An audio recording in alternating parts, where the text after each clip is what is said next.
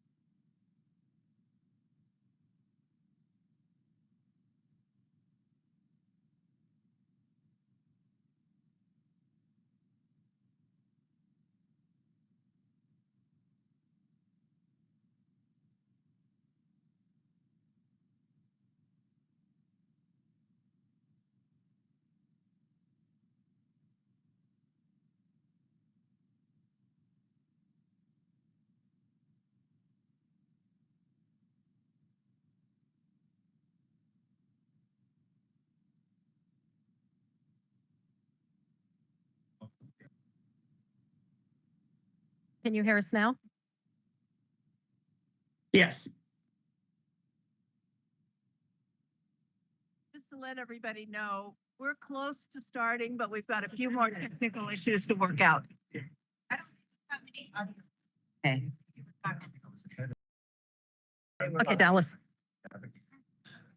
I think they're troubleshooting. Are we live all the time? Dallas, can you still hear us online? Yep. Sound good. Okay, we can hear you now. Thank you.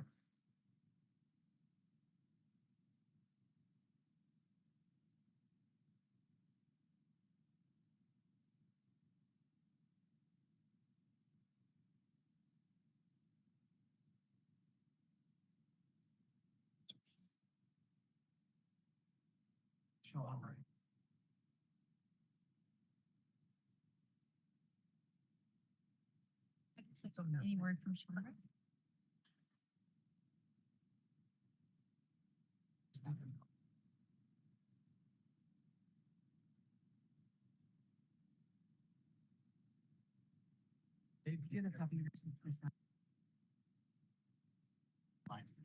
Okay, okay. No. I know right where it is in my Yeah, I know. house. I'll pull it up on. Okay. Okay. Okay. Sorry about that. Sorry. Yeah. She's like me. Just tell Roxy to do what Sean said. Okay, perfect. Give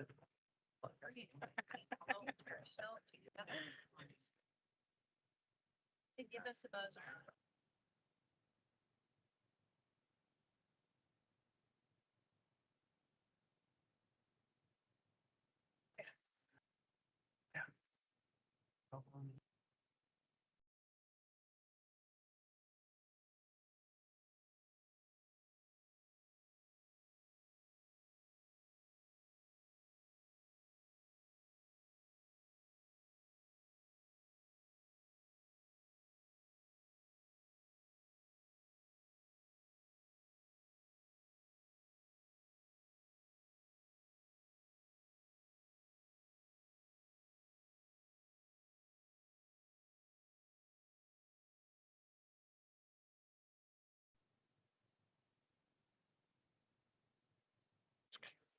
Good morning, everyone. Can you hear me now? Thank you. Thank you for joining us both here, which wasn't easy to get to for some of you. So thank you for coming so far and for finding the place. And also to people who are online. To start, I'm Mary Wall, Chair of the Oregon Fish and Wildlife Commission, and I'd like to call our Friday, February 2026 meeting to order. I'll ask the other commissioners to introduce themselves and then we'll start. Vice Chair. Yes. Good morning. I'm Becky Hatfield Hyde. I am from the east side of Oregon, and we welcome you all here today. Hopefully it'll be a good day of a lot of listening. So thanks for being here. I know it's a big effort to come to meetings like this. And if you're like me, I couldn't find the place. I was walking around over here in the unloading zone. Good morning, Mark Labhart. I'm from Sisters, and I want to also thank you all for coming. It's important that we hear from the public, and you've made time out of your busy lives to be here. So thank you very much. Right. Yeah. Yeah. Same here, you guys. Appreciate it. Bob Spellbrink, Siletz, Oregon. Appreciate seeing everybody here. Good morning, Dave Moldall. I live in Portland, Oregon. So nice to see everyone this morning, and hopefully everyone stays warm. Brought an extra jacket. Morning, everyone. I'm Hugh Morrison, out of the Portland area, though I grew up here in Eugene, so I'm glad to be back in the home stomping grounds. Glad to see you all here today and looking forward to hearing from many of you later on today. Again, as others have said, I really appreciate you making the time out of what we all know are very busy schedules to be here to talk about some important issues today. So really appreciate you being here. Thank you. Commissioner DeFries. Good morning, everybody. I'm Dallas Hall DeFries. I'm the commissioner from the East Region. I live outside of Baker County. Sorry to not be there in person. I couldn't quite make the trek over there scheduling wise, but excited like everybody else to hear and just, impressed already just by the public correspondence that we've received. And yeah, it's going to be a good day. Thank you. Thank you, Director Colbert. Good morning, everyone. I'm Debbie Colbert. I'm the Director of the Oregon Department of Fish and Wildlife. And you know what? People were skeptical on the size of this room, and I think we called it right. So welcome you all here, and thank you for making the effort to join us. Thank you. Michelle, will you introduce yourself and tell us what we need to know about the system? Good morning. I'm Michelle Tate. I'm here today to provide support to the commission and the director to hold this meeting. Lots to talk about today. Okay, for the folks that are in the room, the first and most importantly, the restrooms, if you go through the double doors and to the left, they're on the right-hand side. There's also a single stall, I believe, if you take a left and go down that hallway. So now that we've got the important stuff done. So as many of you have observed, the front doors are locked. They will remain locked all day. We are not allowed to prop them open, so please do not. The areas in this building are not open to the public for us to wander around, so please don't wander around past the local area. This includes upstairs. Please do not go upstairs. Okay, commissioners, as you can see, we are using different microphones today. Some of the important things that you want to know about these microphones is they're going to pick up your voice the best if you're about 6 inches away from the microphone. These microphones are designed to pick up voices. So if you're having chatter or you have a side conversation that's going on, it is a good possibility it will pick them up. So please step away from the dais or provide yourself a block. Okay, online participants. So for those that are watching on YouTube, I want to thank you for watching and joining us. I do want you to understand that we are at the mercy of technology, even with all of the connection equipment that we bring. We have, yesterday during testing, we experienced some significant delays between the YouTube feed and the actual meeting. So I ask for your patience and understanding in that. And we hope the meeting goes smooth and well. Thank you very much. Thank you, Michelle. And I do want to note that there are a lot of people here from my part of the state, so a special welcome to people from that area on the South Coast. I know how far you drive because I do it a lot, so thank you, especially to you. Today's meeting, we have 2 major agenda items, an important update from the governor's office on the climate change executive order, an executive session to deal with some legal matters, and an update on urban work that we've been doing for some time that we'll hear also later on today. I think most of you know that the expected time for getting to the petition related to commercial Dungeness crab fishery rules is around 11:30. I know a lot of you are here and came early, and thank you for that. But we will try to get there at least by 11:30 for that one. Because there are likely to be a lot of people wanting to testify on that one, we probably will shift from 3 minutes per person to 2 minutes per person to be fair, and so we can hear from everyone. You heard some of the commissioners mention how important it is to listen. This commission actually reads what you send in and listens to what people say. So it's important that we hear, but because there are so many people, we may cut it to 2 minutes instead of 3. So be ready for that, if you will, please. We will also try to identify people who have driven at least 100 miles and take them earlier in the testimony.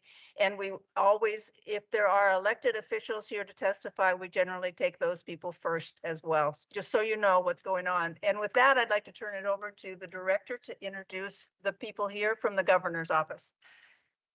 One question for Michelle. Are they always on, the mics? Yes, the microphones are always on. Okay. Well, we are really excited to welcome our folks from the Governor's Natural Resource Office. And this morning, if y'all want to come up, we've got Jeff Huntington, who is the Senior Policy Advisor for Governor Kotek and for Natural Resources, and Chandra Ferrari, who is a Policy Advisor. Thank you. And actually is Chandra is our day-to-day go-to with the governor's office. So we welcome both of you, and we just so appreciate that you're here. And you know how excited we are about the executive order and the work that the agencies are going to be doing under that. So thank you for being here. We're mic on. We're very happy to be here today. This is, I think, our 4th stop across the 14 different boards and commissions that are part of our natural resource cabinet, and it's been a really helpful thing for Chandra and I to visit directly with boards and commission members to kind of talk through two important pieces of work that our team has worked on with the governor to kind of chart a north coast for a north star for how we're thinking about natural resources and knitting together a more comprehensive lean-in approach across what we really have in Oregon, and we're very proud to have in Oregon, which is a citizens-based natural resource cabinet that is comprised of 14 agencies, most of whom are work with citizen board oversight meetings like yourself. We so appreciate the fact that you're here, that you work hard, that you're the conduit between a lot of different perspectives on natural resource issues in Oregon and bring that to a focal point in these meetings. And that's the reason we're here today. In the fall, the governor issued two key executive orders having to do with natural resource and management of natural resources in Oregon. And really the cornerstone of those executive orders as directions for the agency directors on how to begin to integrate individual missions into something that is going to lean forward and move us aggressively toward an outcome. The key word, if you leave here with nothing else today, is resilience. How do we build resilience of our natural resource base in Oregon, both waters and lands, so that in 10 years, with the pace and scale of climate change and the impacts that we're seeing, tropical wildfire, droughts, you name it, changes in the fisheries, forest practices, all of the things that knit together along with agriculture and managing our urban areas and the impacts from heat domes, et cetera. How do we become more resilient in Oregon, and what steps should we be taking in managing our resource base, working lands and natural lands, so that we are better prepared to be a resilient Oregon at 10 years from now than if we continue to do things the way we do them today. And so this feels like an inflection point for our office and for our directors of the different agencies. And so without having a mandate of specific things that we want individual agencies and boards to do, what we tried to do was construct a framework that provides a North Star. And that North Star is something that natural resource agencies in Oregon can use in their relationship with this administration, and know that whether it is in a budgeting context or it is in support for legislative possibilities, or in program implementation, in reordering programs or reconfiguring the way we take on what's most important among a list of hundreds of things that we could be doing or should be doing or have been told we should be doing by past legislatures or program rules, thinking about it a little differently and as we move forward. So we're now down to implementation. I think you've all had a copy of the executive order. Chandra and I will spend 10 minutes just hitting the highlights of it, and I'm going to talk to you about things that you were thinking about, questions you might have, and really set the stage for what you might see coming with the implementation of what's been put on the table. So thank you for having us here today. I think I'll try to do something I'm not very good at and see if I could get the slide to change.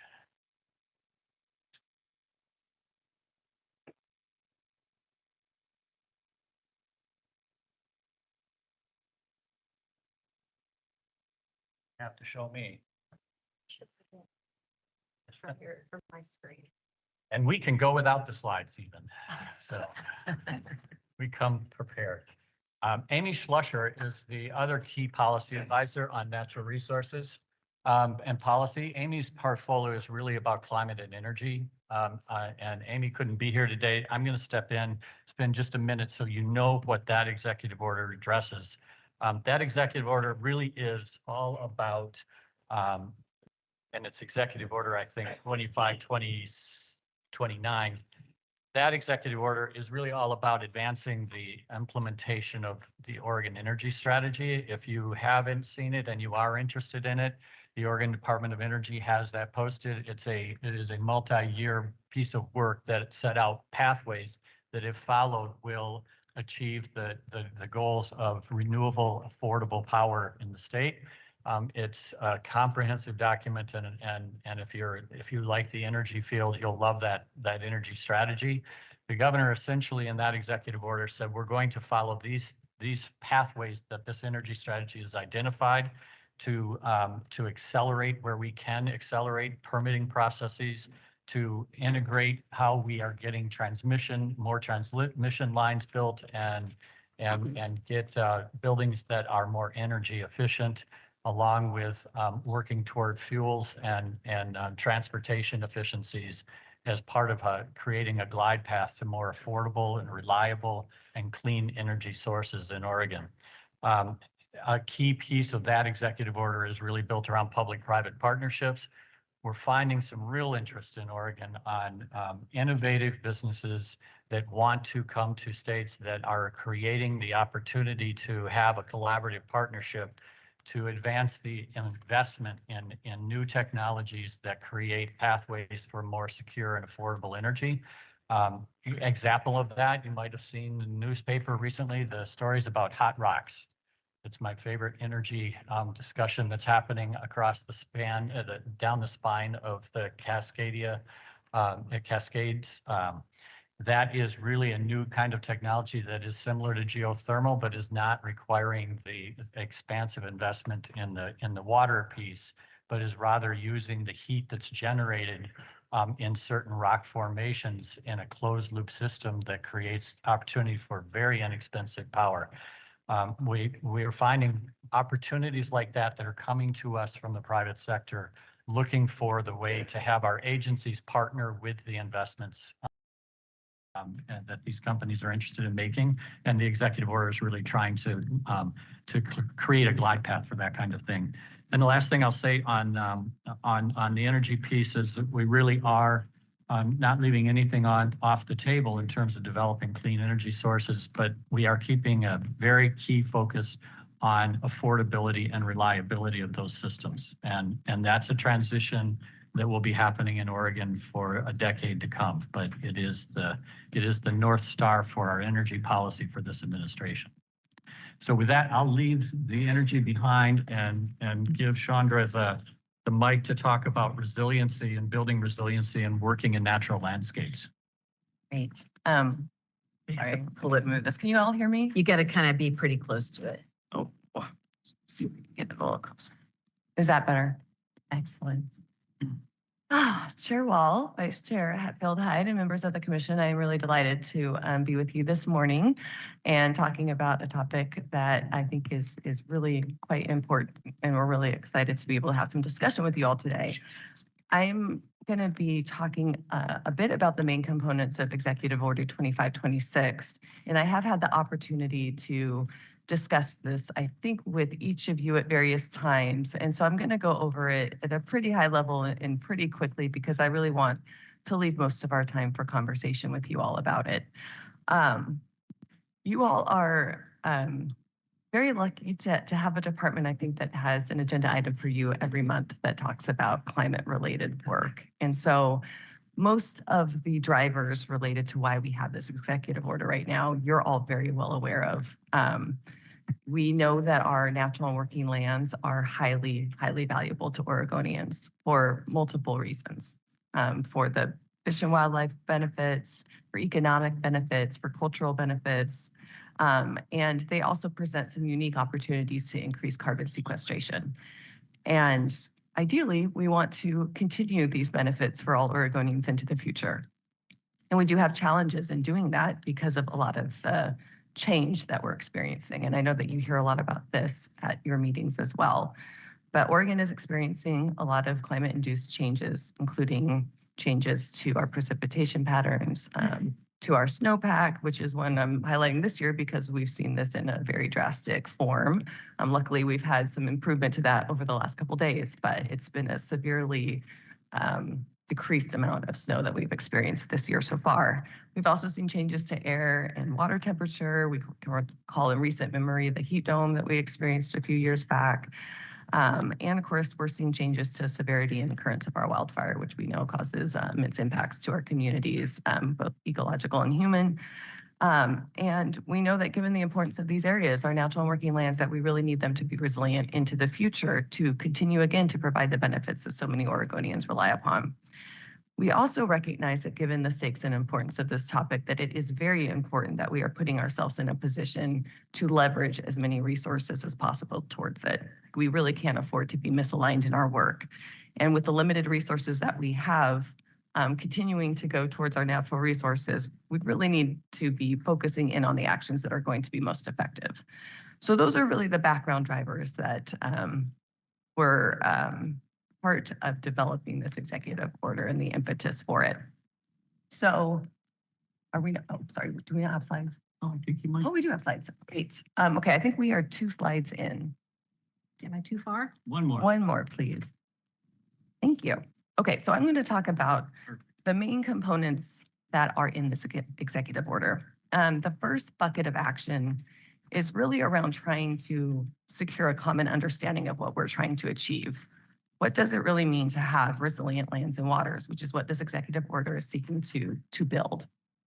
What are the characteristics of resilient lands and waters that we would like to see into the future, considering the change again that's occurring now and that we're expecting to occur into the future? So really, as our first order of business, we have asked our natural resource agencies to work to define the key resilient attributes to help our agencies and our collaborators really get on the same page about what we're trying to achieve at a higher level. And so to be clear, this is really a time-bound product that we have asked our agencies to produce, recognizing that, you know, we have a lot of the work already out there done to help us have an understanding of what this means. We really just want to synthesize some of that information and use it to develop some guideposts for driving the rest of the executive order. So there is a time component to this work. It's really supposed to be done in the next couple of months. Your agency and Director Colbert, have a strong role in getting a process constructed to do this work. And we're expecting to have a deliverable later spring, early summer. So once we do have those attributes, they are supposed to be a lens in which the rest of the work is kind of filtered through. And so the next bucket of actions that you'll see in the executive order really relate to seeking to protect or expand our high resiliency natural and working areas. And there's a couple categories in there. And the first is related to our working lands and waters.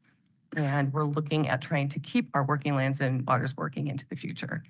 And what that means for us, because again, this is an executive order that's trying to drive state action, is it's taking a hard look at where state programs, policies, actions do influence activities on working lands and support stewardship activities on working lands and waters. And so we want to take a look at those programs.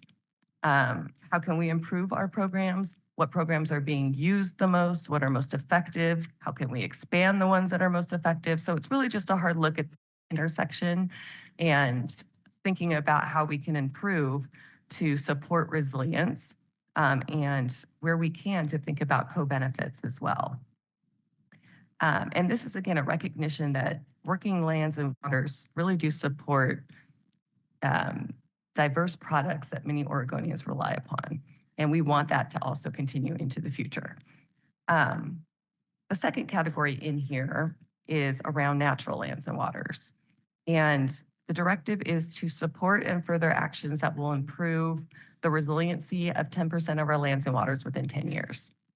And to be clear, this is a pretty broad directive. It says we can look at actions that protect, connect, restore, and conserve. And it really is directing our agencies to prioritize where these actions will take place to secure the most resilience benefits.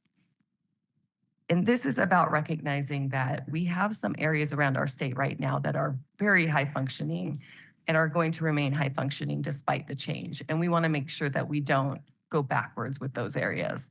And there's also areas around the state in our lands and waters that have high potential to be resiliency anchors, if you will, into the future with some concerted focus and action. And we want to build those. And so this directive is about having our agencies be really intentional about what actions they can take to promote resiliency and where. And then finally, there's a category in this section around mitigation solutions. And that is to have a conversation around building innovative mitigation solutions. And part of that is a recognition that we have a lot of mitigation programs across our natural resource agencies that are intended to mitigate impacts to some of our special places. And we are recognizing that in some cases, those programs are not delivering on their initial promises, either in terms of preserving the outcomes from an ecological perspective or in assisting the needed activities advance that are also important for Oregonians, different development actions, for instance. And so we just want to take another hard look here to make sure that we're really well equipped into the future to, again, protect our most priority areas and also to facilitate other needed actions where that's most feasible. The next bucket of actions is around state agencies walking the walk. And what this means is in situations where our agencies own or manage lands or waters, that they are really thinking about developing and implementing strategies that enhance climate resilience as a co-benefit of whatever the current management objective is. So again, we're not shifting the management objective, but we are thinking about where we can do things better to enhance resilience. And this is something that I know that your agency has been doing already with a lot of their areas. And we're hoping to use some of that as a model for some of our other agencies. And then finally, there is a bucket that is quite broad around building community resiliency. And there's two main components under here. One is related to building a plan for resilient Oregon. This is an effort being led by our resilience officer, and it is a much broader category of resilience, really thinking about working with community partners to identify strategies that will help communities adapt and thrive in the face of climate risks. So this is a broader category: natural hazard risks, flooding, fire, all sorts of things. But clearly, natural working lands is a component of that as well. So that effort is already well underway with community groups across the state. And again, is being led by our resilience office. And another component in here is related to protecting Oregon from catastrophic wildfire. And largely through implementation of our 20-year landscape resiliency plan that, again, your agency is well connected into. But we are looking for increasing the extent and scale of treatments, fire resiliency treatments, and prescribed burning, and also thinking about how we maximize and leverage funding for some of our broader partnerships with the federal government, including Good Neighbor Authority and shared stewardship. So in sum, really all the things that you see in this executive order are about understanding that change is here, change is coming. We want to capture the value of our natural and working lands and waters in a way that can really drive coordinated policy across our agencies, help us collectively prioritize where actions will be most meaningful to securing resiliency and maximizing co-benefits, and also expanding and securing our toolkit, if you will, for responding to change and creating that space for innovation and partnership and conversation with our partners. So that's what this executive order is really about. And what I've talked about thus far is what's in the executive order. I also want to spend a moment just talking about how we intend to do the work. One thing that we have directed in this executive order is to form an interagency leadership team with a leadership representative from all of our natural resource agencies that are implicated in the executive order to coordinate around implementation. And again, we have 14 natural resource agencies, 30 plus boards and commissions. We don't have a natural resource overarching department. So this is a great place for us to coordinate around this work and make sure that we are, again, not misaligned. We also are intending our agencies to have biennial work plans developed, and they'll use that group to help coordinate the development of those work plans. They're going to be agency specific to how the agencies are intending to implement the work, and they will be brought before you all for conversation and public comment. And that is public conversation. That is part of the charge in the executive order. We are also putting together an interagency, more technical team. That's, again, part of consideration of the attributes process that I talked about. But there are some other key technical questions that need to be worked through, including, what's the baseline condition we're working off of to think about 10 by 10? How should we be prioritizing actions? What actions qualify? That kind of thing. And the last thing I'll just mention is This executive order also contemplates that we're going to be putting together an advisory group of board and commission members from, again, different natural resource agency boards and commissions to advise on implementation of the executive order. And again, this is to make sure that we really do have a lot of space for alignment and coordination around this work. And I guess I'll just mention too, one last thing is that we did put a provision in there to take a hard look at our KPMs, our key performance measures, to make sure that they are really reflective of the sorts of metrics and success criteria that we want to be tracking, that's meaningful to track. And so we have the executive order as well. So I think that is all I will say today in sum. I know it's a lengthier executive order. I hope you've had the opportunity to take a look at it, but I am always happy to answer questions today or any point in the future as well as we continue to implement this work. We're really excited about it. We're very excited to partner with you all going forward. I'm going to make two last comments and then be quiet. This initiative came from the directors of the natural resource agencies, looking at the governor's office saying, we need more guidance on how to integrate and fit into a cohesive look at what the governor wants and how the governor wants us to knit something that's bigger than the sum of the parts. And so we did spend, that'd be what, over a year talking about what that might look like, how we might accomplish it. And the governor was just really excited when it came to her as a self-started initiative from the natural resource agencies. It is about creating a North Star. Executive orders are not new statutes, not new regulations, not new money. It is how do we organize ourselves to do our work better? And we don't have a Department of Natural Resource Agency in the state of Oregon. And we really like our board and commissions and our individual agencies because of the connection to stakeholders like we have here today. But with that comes a premium on needing to organize our individual selves so that we're building on something that really has a directional aptitude over time. This is I expect a good 10-year effort, but there are pieces that we will start now, and there are pieces that the governor expects to see in budget requests and in policy option packages for the 27 session. There are pieces that I hope you as a board and a commission want to look at Director Colbert and say, so how's it going with that plan? Okay, we all talked about this plan for implementing the executive order. What was most important in your staff's work? You organized an approach for this. Let's talk about this. If you've got big policy initiatives that you're discussing as a commission, I would love it if you were asking, well, how does this relate to the 10 by 10 plan? Are we accounting for 10% more? That applies across all agencies. It's not your responsibility to do 10% more, but we hope your inclination that you will find places within this executive order to really lean in and have it be thoughtful in the work that you need to do to support the director, to support the department, and to move the department forward as part of the natural resource cabinet. Thanks for letting us stay here today and talk with you. We're happy to answer any questions.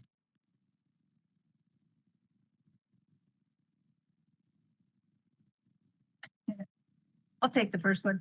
Jeff, these things have an executive order has enormous potential. And this one is so critical to everything we're doing. Could you talk about this in terms of a year from now, the best outcomes from your perspective? What is this? It can be nebulous or it can be, we can actually be moving forward. What's the best from your perspective of where we could be in a year? Thanks, Chair Wallen. I'll take a crack and then please add on. I think really important right now is this development of the attributes or the indicators of resiliency. You know, I used to run OWEB a long, long time ago, and we funded a lot of fish passage barrier removals. Director Colbert and I have talked about this a lot, that if it was a fish passage barrier, we wanted to get rid of it as part of the Oregon Plan for Salmon and Watersheds. I don't think we do that anymore. I think we look at our fish passage barrier problems and say, if we eliminate this barrier, will it provide access to cold water refugia? That's what we need. Those are the barriers we need. Now, cold water refugia, for example, is a really good indicator of resiliency. If you're protecting cold water refugia, you're having more of an impact on the resource base than if you're not thinking about that if you're OWEB and have a grant application in front of you. You've got you've got a hatchery program that needs to be run in the context of water temperature and where you can have the greatest impact on the species and most success running a hatchery program.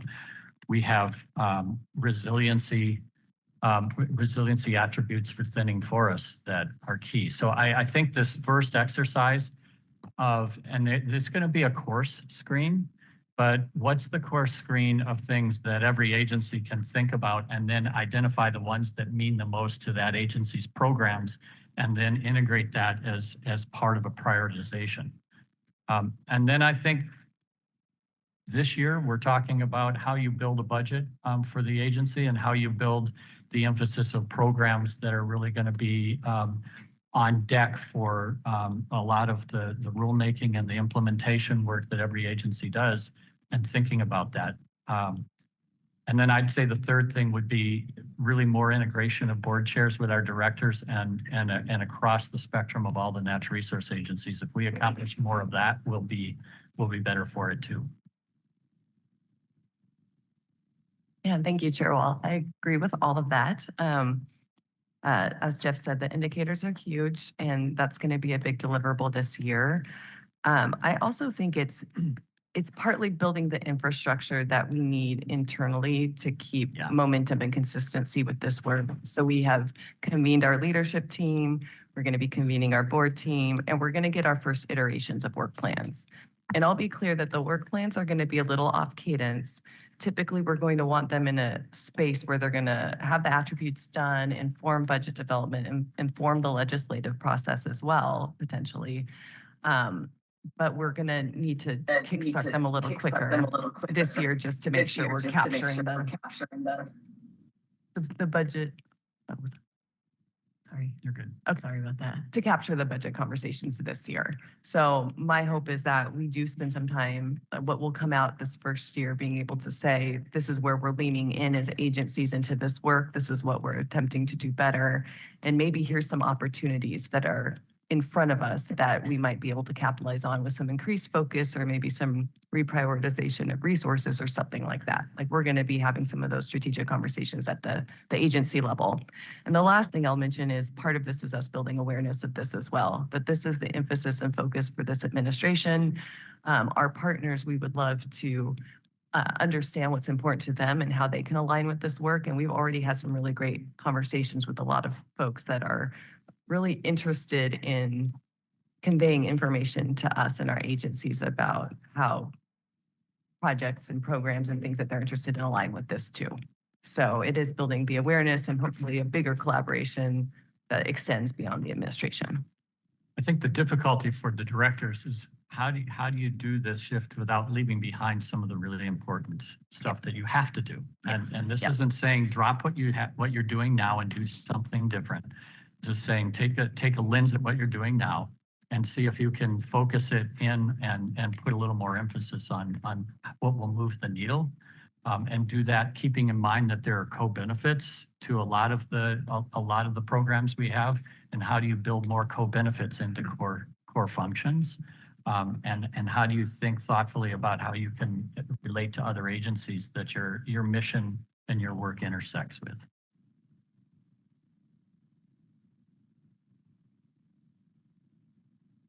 Thank you, guys. I just want to say that I think Chair Wall and I talked about this several years ago, just that importance across and alignment among the natural resource agencies to do good work in Oregon, and kind of bring some energy back to that I think, Jeff, you mentioned that we saw, some of us have been around this stuff for quite a while. And I think we saw some real energy in Oregon, like 30 years ago, around some of these issues.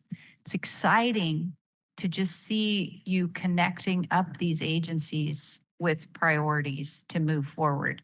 I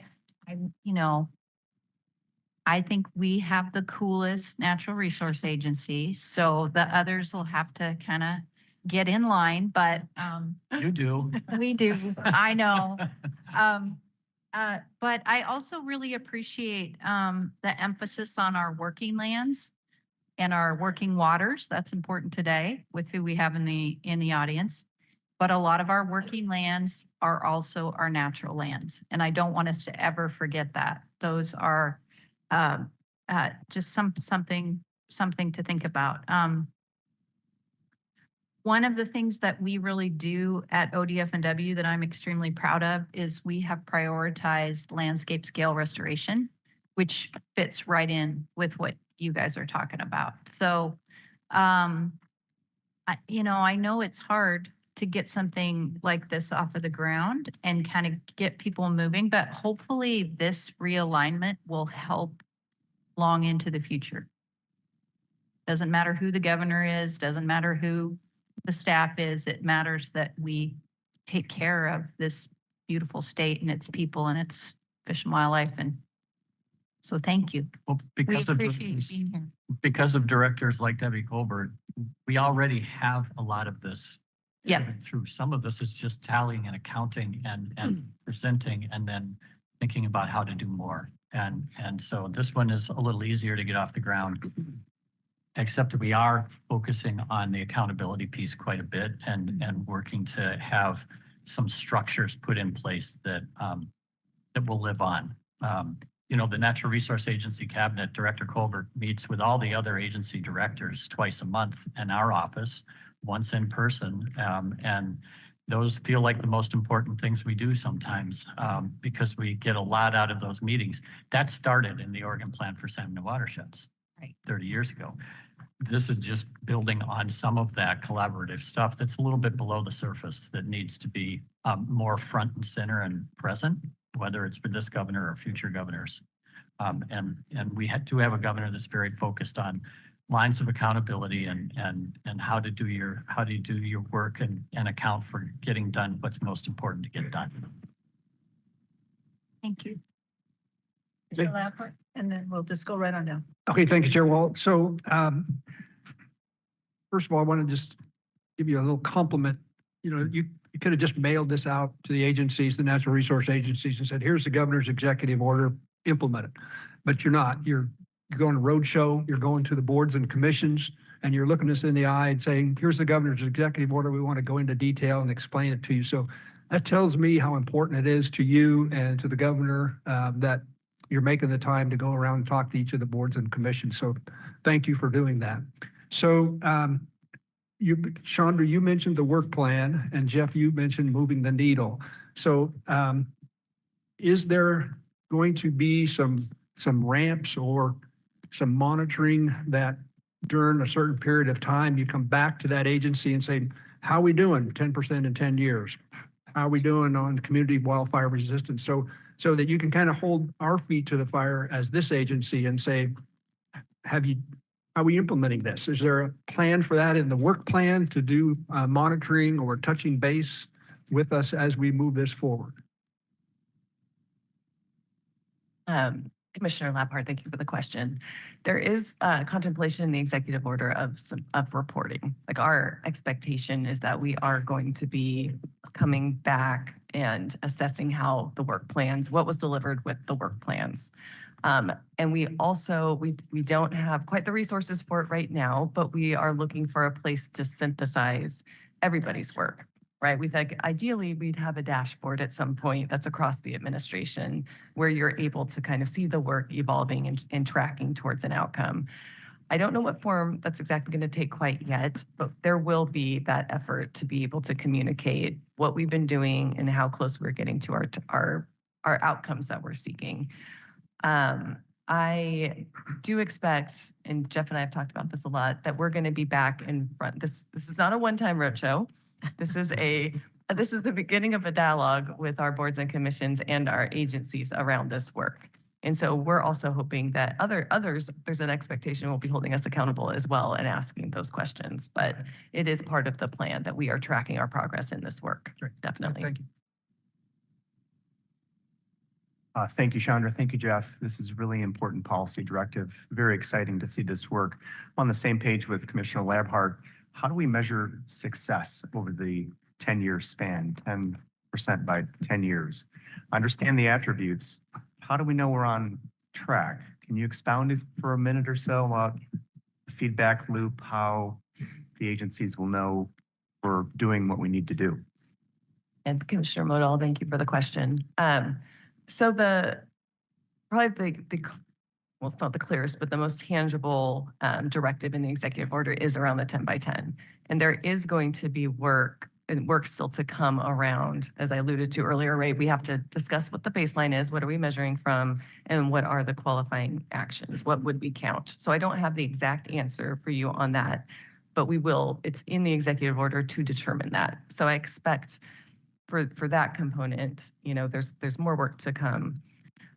Some of the other actions, there's more to come in the work plans, right? Like we've asked our agencies to do an assessment of certain things, and I don't yet know what progress looks like until we've done that. And so I expect to be able to track progress over time in what we are committing to in work plans, what we are committing to, or the deliverables that we end up bringing back from some of the technical work, and then also through the conversation on the KPMs, to make sure that what we're tracking in that space makes a lot more sense and is connected to this work where possible and needed. Thank you. I think related but not direct answer is that the beginning of the indicator development is going to create the structure that also will lead to the accountability piece. And I know that Director Colbert and the Director of OWEB and the Director of Energy are all working, because of the natural working lands component at Department of Energy, are structuring I think it's like a 3-day workshop that is going to really kick off the taking an assimilation of not reinventing the wheel, but an assimilation of what other states and other organizations have done around resiliency indicators on natural and working lands and waters.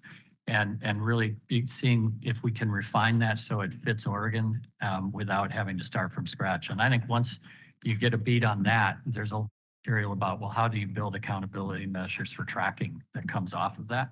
And I think that work will be something that we're going to want to talk with all of the boards and commissions and the agencies coming into summer. We've had 2 times, I think, in my tenure, that we've had the board chairs and the directors of all of our natural resource agencies sit down together for about a half a day. I suspect we'll have a third that's coming up so that we can make that the focus of, okay, what did we find when we looked at these indicators? How do they fit? How don't they? And how can we move forward? That context is very helpful. Thank you. I have one follow-up question I'd like to ask. When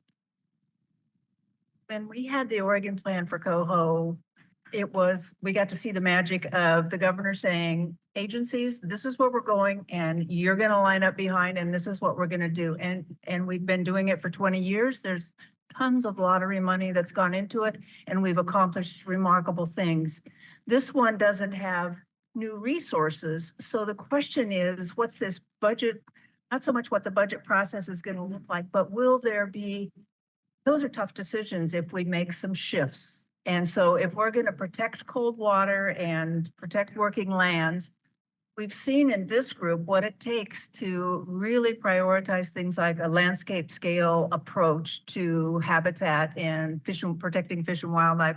So if you could talk just a bit more about how much tolerance there will be for some of those very tough decisions about shifting within an agency's budget to really get at some of the attributes that we're looking for. If we're looking for resilient watersheds and working lands, then that's going to take some shifts or amplifications, at least, of some of the work we've been doing.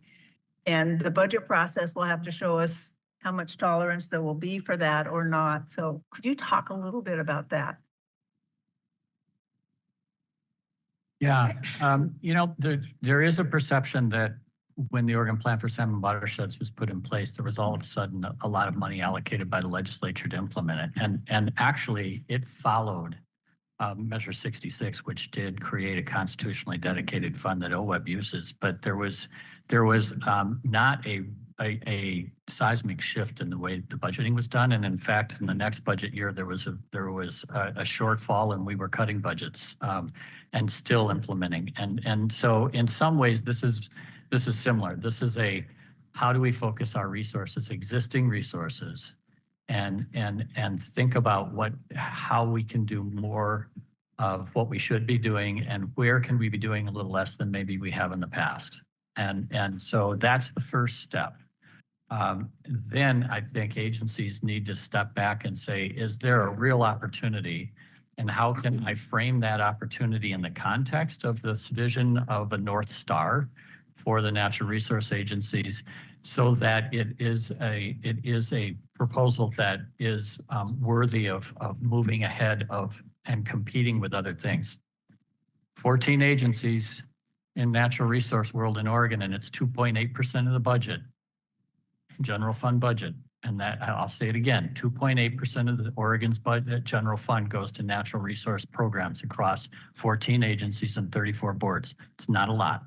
It's been that way for over 30 years. The Oregon plan come and go, other things come and go. It's really only once, I think, gotten above 3 in a biennium. So I think to be realistic, we have to think about the box that we have and how we can do our work better within that budget box, and then create very tailored, targeted programs that are based on some of this framework to say, here's how we can move forward in the way we manage natural resource agencies with just a little bit more. And I think I'm sorry to say that's the realistic answer. But I would love it if we got 5% of the state's budget. It would be, we wouldn't know the limits of what we could accomplish.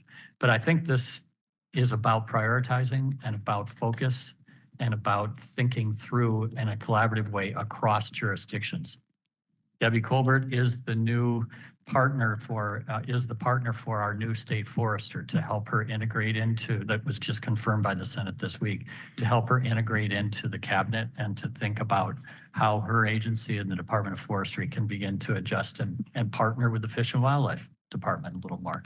That's the North Star that we're trying to accomplish here, an example of the North Star. Thank you. Oh, go ahead. Thank you, Chair Wallen. Thank you both for being here today. And I really want to express my gratitude for these executive orders from the governor. I do think it's really important, as you just said, Jeff, to have that common focus, to have that, importantly, that common understanding of the resiliency attributes that we're all aiming for so that we can get the most out of that 2.8%. You know, we all like to see that grow. I guess I have a couple of questions related to 2529. That order talks a little bit or talks about energy efficiency as well. And I'm wondering how prominently you expect that to play into the overall efforts under 2529. And then sort of related to that, also very grateful that the governor has established this advisory group around data centers and how much you expect this to play into that advisory group as well as they're looking at their work going forward. Thanks for the question, Hugh.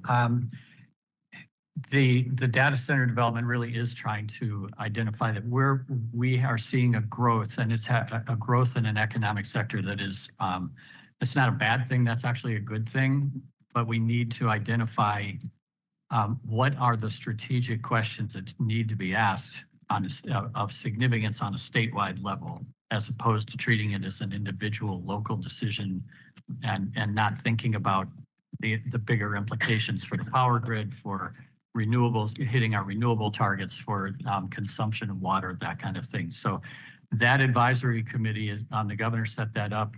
Their first meeting actually is, I think, next week, if I'm not mistaken.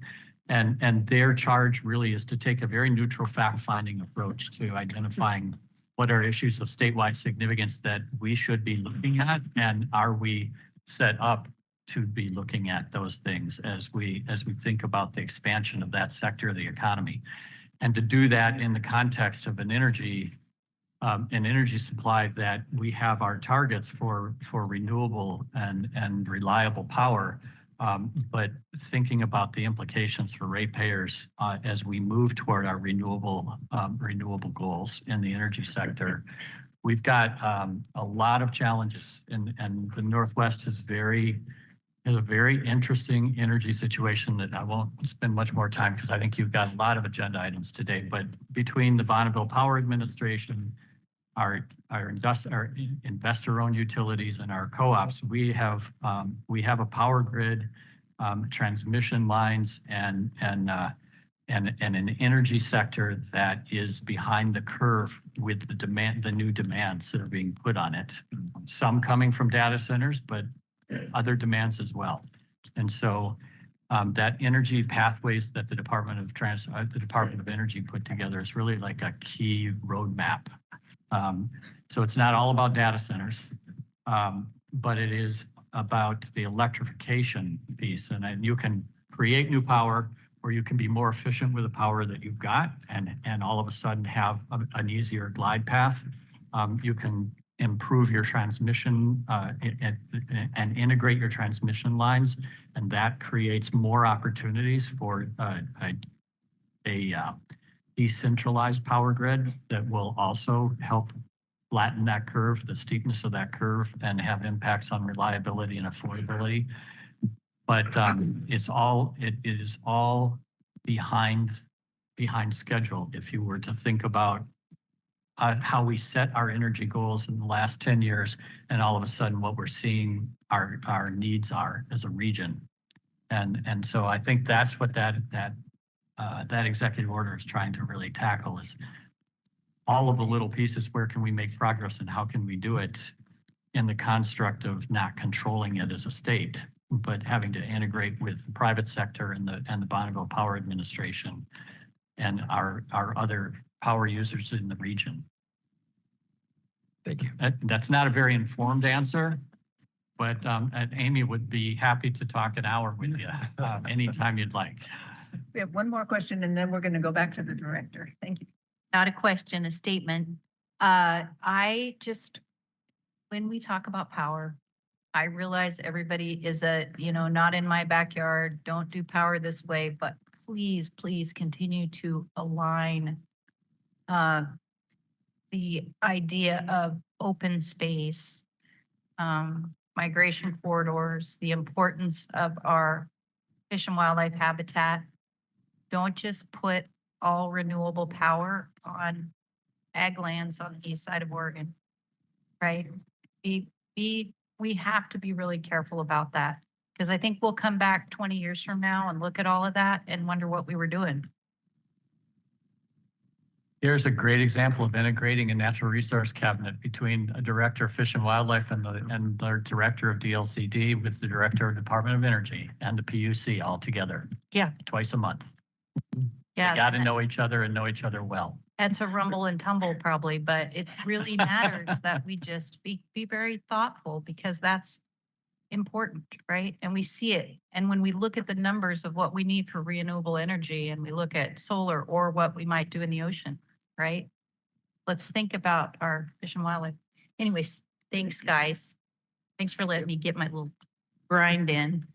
Well, I would just close by, I think that this is a sample of the great conversations that are going to be generated from this executive order. And I think really important conversations that we should be spending our time on.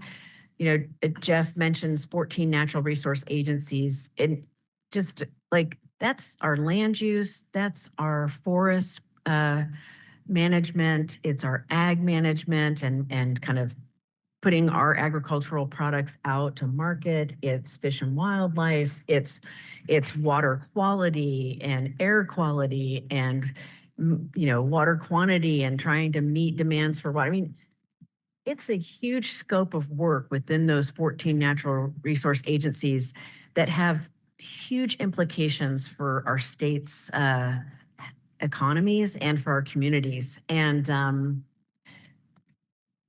so many, folks will identify with the idea that, there's always so much work to be done, right? In all of these areas. And what I think these executive orders allow is really carving out the time and being intentional to think about the future.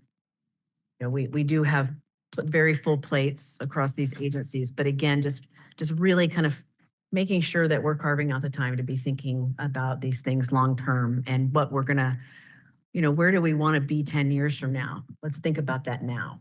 So just really appreciate Jeff and Chandra's leadership on this front. And also, they have pretty tough jobs herding those 14 natural resource agencies. So just thank you so much for being here in person and for kind of advancing this work. And we're just really excited to be a part of it. Thank you. Thanks a lot. Thank you. Good to see you, Dallas. Thank you. Commissioners, next on the director's report, we are going to hear about our Portland pilot project. And it's going to just take us a minute to kind of swap out for our next speakers. So if we could just give ourselves maybe 5-minute break, grab yourselves some coffee, and then we'll get back to it. So 5 minutes.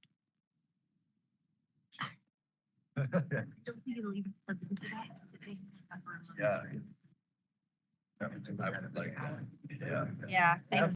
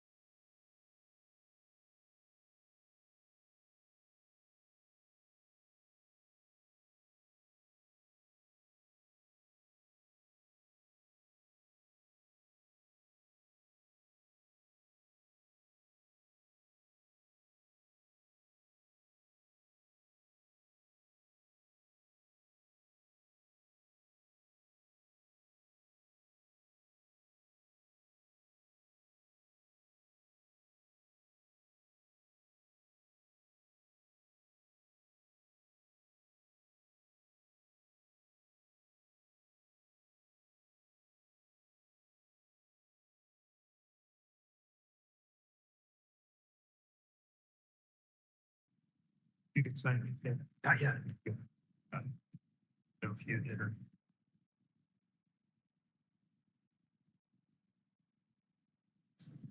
You want me to go ahead and start? Okay, I think we're going to go ahead and get started. And I'm just going to do a quick introduction. I'm really very excited for this next conversation. And honestly, especially for some of our newer commissioners, for me, it traces back to some of what I heard during the recruitment for the position of director. And at that time, the commission and folks that were kind of weighing in on what they were looking for in a director, there was a lot of conversation about kind of making a bigger tent. You know, like we want a director that's gonna like make a bigger tent, right?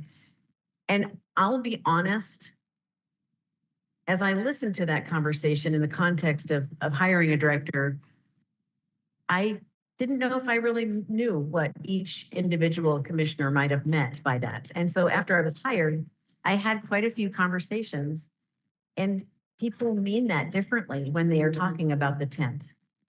And so I really just decided, you know what, I think I want to lean in at least in one aspect of what I knew some of the commissioners were thinking of. And that was kind of how are we serving the urban areas of our state as an agency? And so we were really excited to get an OCRF grant that you all approved to bring on Mauricio Valadrian to work with us to really examine kind of the folks that are kind of in our Portland area in particular, and to kind of understand what their needs might be and how we might serve them as an agency. And so we're really excited to have Mauricio here today. And we're kind of set up this way because, you know, originally we wanted to make this a little bit less of a dais and more of a conversation. And so hope that you will just kind of feel comfortable engaging in this topic as we hear from Mauricio some of the results from that work. And again, this is one of your high priorities about how do we serve all Oregonians. And so it's very relevant to kind of the areas that you've been leaning in as well. So with that, I'm going to hand it off to Mauricio. Thank you very much. And good morning to you all. So yes, my name is Mauricio Valadrian. I've been working in my background originally was film, and just by draw of the straws, I guess, I ended up imagining how to let folks tell their story in a way that feels authentic to them. And that eventually led me into imagining how is it that we can make sure that the world that we live in is a representation of how we all experience it. And we all have a very different way to see the reality that we are experiencing. So what I mean by it is that we seem to live in these sort of like parallel worlds that just often don't touch one another simply because we enjoy the commodity of being where we feel comfortable, hearing the voices that resonate with our own opinions. And so in the aspect of like, how is it that the mission of this agency to enhance and protect habitats, environments for future generations, the question is, what are the future generations that we're speaking about? What is it that Oregon is going to look like 10 years from now, 20 years from now? And if we are to be true to that statement, then what we have to imagine is like, how are we changing and how are we really taking in the totality of the spectrum of the human dimensions that are within our state? And I'm not talking specifically about ethnicity. I'm not talking specifically about place of origin, background. I'm talking about every human experience. That is to say that, for instance, when you happen to be a single parent, you walk the world differently than somebody who isn't. If you have to take care of an elderly parent, you walk the world in a way different that is for everybody else. And so, in urban spaces, of course, some of the variables are like density, how many cultures are interacting with one another. And so part of this, what I imagine was the intentionality behind this larger project, is to first identify which portion of our footprint, demographic footprint, are not we really addressing fully as we want to. And so I had the privilege of having a number of conversations with folks that work for the agency, so sort of to try to identify where we can make more advancement in those gaps. And then have conversations with both representatives of those demographics and organizations that are trying to address those gaps themselves in the space of outdoor equity. That was a lot, sorry. So, but what I'm hoping that we can do today is just have a very simple conversation about this metaphor of the tent. And I think that it would be useful and also would be sort of like the benefit of both the commission, but also the public, to sort of like get a cohesive notion of what is that we mean by the tent. And so I'm gonna, if you would indulge me, just play a little bit more with that metaphor. So if I were to ask you, what does this tent mean for you and the purpose that you serve in this commission? I would love to hear from any of you. I'll take a shot, just to kick things off a bit. First of all, thank you for doing the work that's behind this, and I look forward to hearing the rest of what you have to say. My background's rural. My work was mostly urban. I worked in what crossed those two, which was generally most related to protecting water.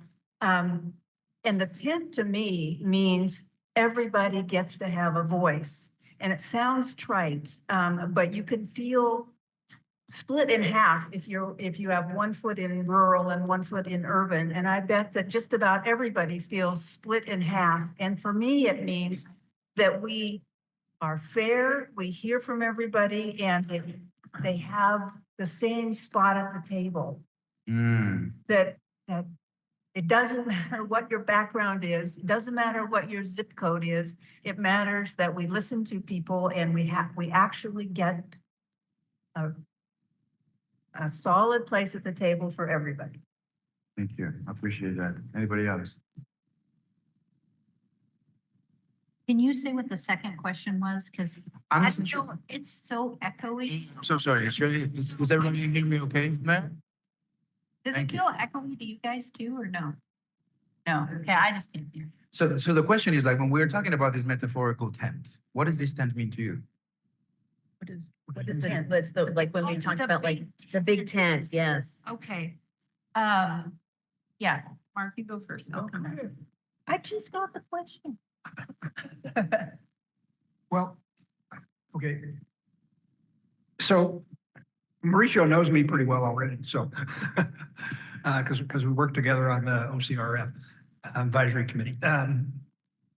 So the big tent for me, I'm a rural guy. I mean, I was born in Hefner, grew up in John Day, lived in Lakeview, lived in Roseburg, Tillamook, and now back to Astoria. So Tillamook's probably the biggest town I've lived in. So I'm more of a rural person. And so it is, I think, really relevant that I learn more about the big tent of what goes on in urban Oregon, because I don't have that background of growing up and the experiences that I have related to that. And so the survey, the scope and the focus analysis and all of that. I've been pushing this commission for quite a while to do more things into urban Oregon, because most of our meetings are in rural Oregon. And so we need to get into where the large populations are and listen to a different viewpoint than I think you're going to hear in rural Oregon.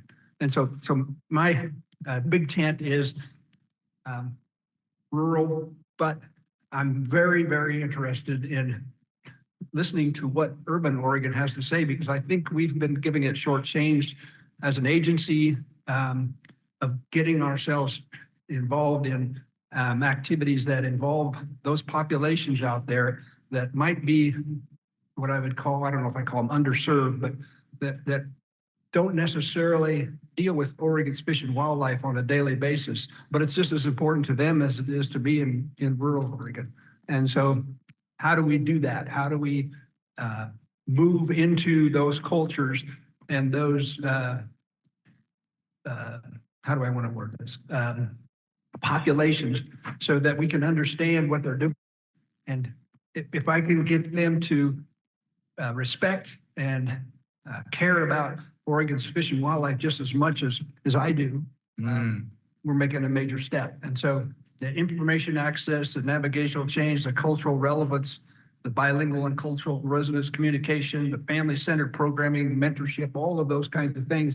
I'm very interested in, you're saying we're going to maybe offer more workshops for that. And so I really am excited about moving in that direction. So I'm rambling a little bit, but hopefully that answers the question.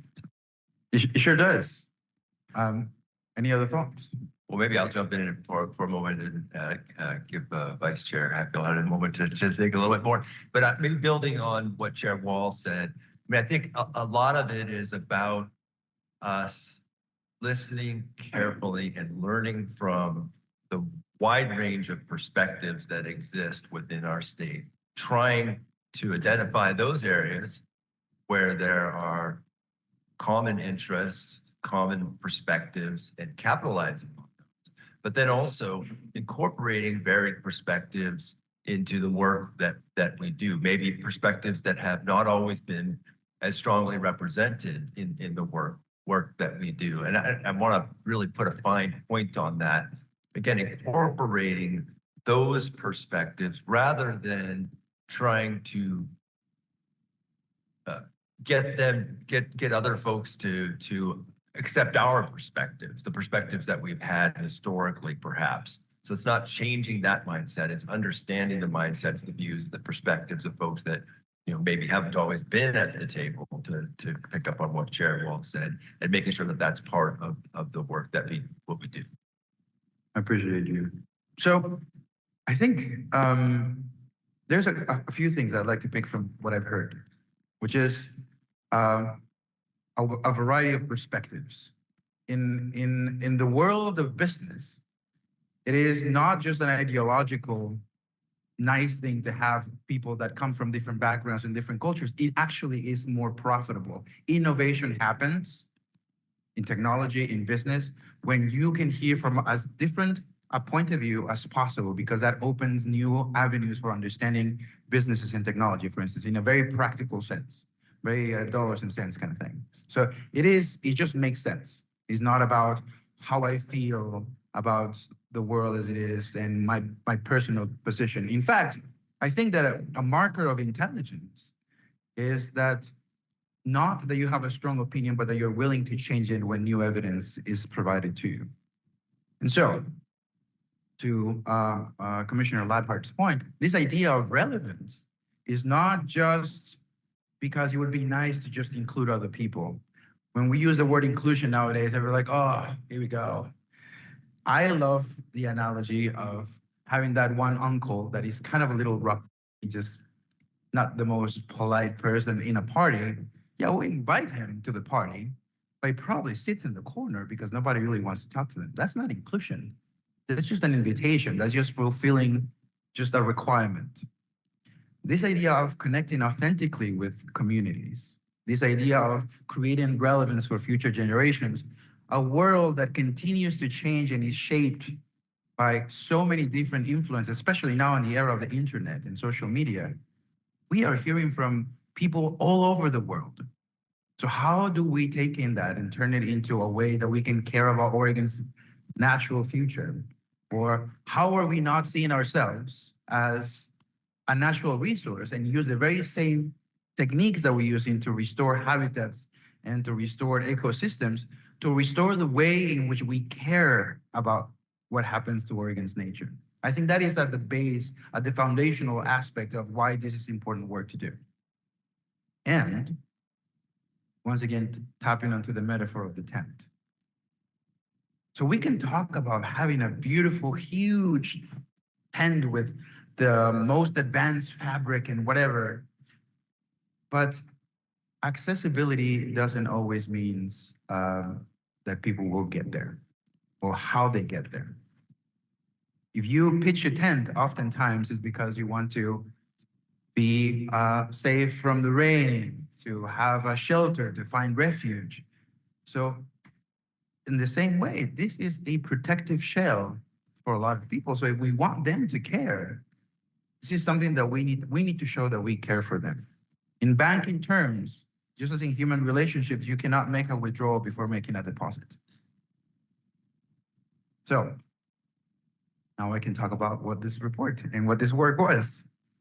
So I had so beautiful conversations about who we are not seeing as part of the services that the agency provides. And to no surprise, in urban areas, there is an absence of folks from the African American community, from the Hispanic community, from the Asian, Vietnamese, Somali, Ukrainian, Russian. So those that make up the bulk of the demographic footprint of the Portland metro region. And so I have I've had the fortune of having relationships with a couple of organizations that cover a great portion of that swath. One of them is People of Color Outdoors, led by Pamela Slaughter, who is a wonderful human being and is doing the thing, meaning not talking about it, but just getting families, multi-generational families, and taking them out to try canoeing for the first time, to try hiking for the first time, to try and just the things that many of you probably have grown around that, believe it or not, are sort of like a really interesting commodity for a lot of people that live in the city. I've had conversations for like, oh yeah, just when we got in a bus and they took us to this natural, we can just walk through the woods. And then I hear people that have grown up saying like, well, that's Monday morning. That's just what happens every day. And that is exactly what I mean by these two realities that coexist but never touch. And so out of that conversation with both Pamela and the group, we had a lovely focus group that people showed up from all kinds of backgrounds, which you'll see in the report. A lot of it had to do with, so what is preventing you from trying some of these activities, visiting those things that you haven't? And it was just a sense of safety. Simple as like, when you go there, you don't know whom you may encounter. And most of the time, it might be lovely people, but sometimes there are people that just because you look different, they're going to make sure that you have a bad time. And it happens. And it's weird to think that for somebody who hasn't experienced that reality, that's still happening, but it does happen. I have experienced it myself. And similarly to what is happening with the Latino community right now, that just leaving the house, it is a big step, much less going to the nearest park or the nearest natural public area.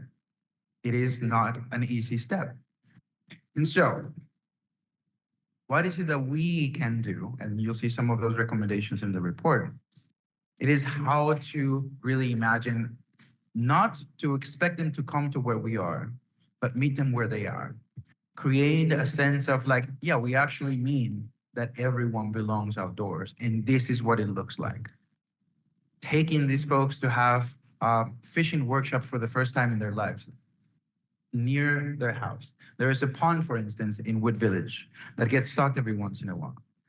And you have no idea just how exciting and how excited folks get just to hear that this is a possibility.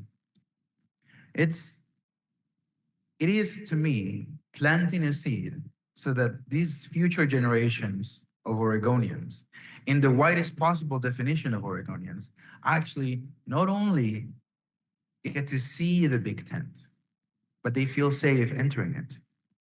They're not just invited to the table, but they're invited to build a table together. And I think that is a big difference. Because if we do that, and if we do that efficiently, not only people are going to understand what the purpose of this agency is, because as of right now, the closest connection they have is by buying fishing licenses or by other sort of like bureaucratic process that speaks about a fraction of what this agency is about. Now imagine if we can create more folks that look like them, that get involved, that pursue careers in environmental conservation and biology, that are become part of ODFW, and then see that this is also a place for them. And so that is, I believe, what's the purpose, the intentionality behind this work, and the results show exactly that. Like there are so many things that we could be doing better with what we have already that would require very little effort, that we would make those populations that are part of those gaps feel like they are, in fact, not only invited, but they are finding a sense of belonging in the work that we do and why it's important that we care for it. That was a lot. I have a question. Well, I want to summarize your report just real quickly, Mauricio, because I think it does a really good job. It says, ultimately, inclusive engagement requires more than just translation or outreach. It demands intentional design that meets each community where they are. Sidebar, when I read this report, and I'm seeing that there's certain populations that are scared to go into the forest. We're scared to go out and go fishing because they're not a certain population. And so that, that bothers me, that people are scared to go into the forest because how they may be treated or how they may be approached. But okay, so it demands intentional design that meets each community where they are, linguistically, culturally, and emotionally, by investing in bilingual education, community partnerships, visible representation, and family-oriented programming. Agencies like ours can redefine the outdoors into a space where every Oregonian feels welcome, capable, and at home. I think that does a really good job of summarizing some of the results that you found. Thank you. Thank you. Yes, please. Yes, I just want to follow up on your point about in business, you don't do inclusivity or those kinds of things in order to be a nice guy. You do it because, in part, it's part of how to be profitable. And the translation then to us is we're looking for better solutions, and all the easy solutions are gone. And 60 or 70% of our population in the state is in urban areas. And I grew up in ag, and so of course all the ranchers think we're the best conservationists in the world. And I worked on the dock, and so that's where the best, fishing people think that they are conservationists, and they are. They know the world. But we have this huge population that doesn't necessarily have those experiences, but we're not going to find the solutions for this whole state without them. So that's what I took from your report, is we have to find ways to have the fishing world, the ag world, and all of the urban world if we're going to get any kind of solutions. And so if you could just say a bit more about that or respond to that, see if that's, like others have spoken about the safety issue. That's terrifying that we have so many people in this state that are afraid to be out there. And the people that are out there are the people that support protecting the natural resources. So it feels like we're in a precarious situation if we lose that many people who don't connect with the natural world. So if you could just say a bit more, I took a lot from your report, but. Absolutely, absolutely. So I think we have evolved as creatures that are shaped by meaning. And we're just talking about this metaphor of the tent. Like, we are perhaps the only creatures on this earth that we sort of like take what we imagine the environment is supposed to mean, who we are supposed to be within it, and then we should reshape it as we think is best, right? And so when you talk to someone in an urban area, potentially low income, potentially low degree, of scholarity, families that are trying to just essentially survive, and they have spend most of their emotional and actual calories just trying to put food on their tables, and you say, like, how much do you care about the protection of the beaver in coastal areas? I have to pay my electric bill. That's the last thing on my mind. So we have to create space for them to also introduce this dinner table conversation. That is something we can do by offering opportunities for them to engage in a way that is low effort, that feels authentic. And this is perhaps to the point that maybe you were alluding to earlier. All of us in the dimensions, the way, all the experiences that makes us who we are, where we grow up, who our parents were, whether or not we have a visible or invisible disability, all those things have made us really, really good at determining when somebody is talking to you in a way that is inauthentic. Like, silly example, like I mentioned that I'm from Colombia, like Shakira, or the coffee guy with the burro. Happens all the time. And I'm like, nice that it's, but at the same time, it feels like a tourist that just wants to see whatever version of themselves they imagine this being. Going back to this idea of just meaning. I'd much rather somebody ask me like, oh, you have children. How many? How old are they? And what are they into? Oh, my children as well. And then we start finding ways to connect rather than use difference as a way to isolate, to put a label on something. And so the same is true inward, meaning you could have all your materials in Spanish, but if, let's say, the folks that appear on your materials look like they're supermodels from, we're going to tell that this was just created for somebody to check a mark somewhere, and it's not going to feel real.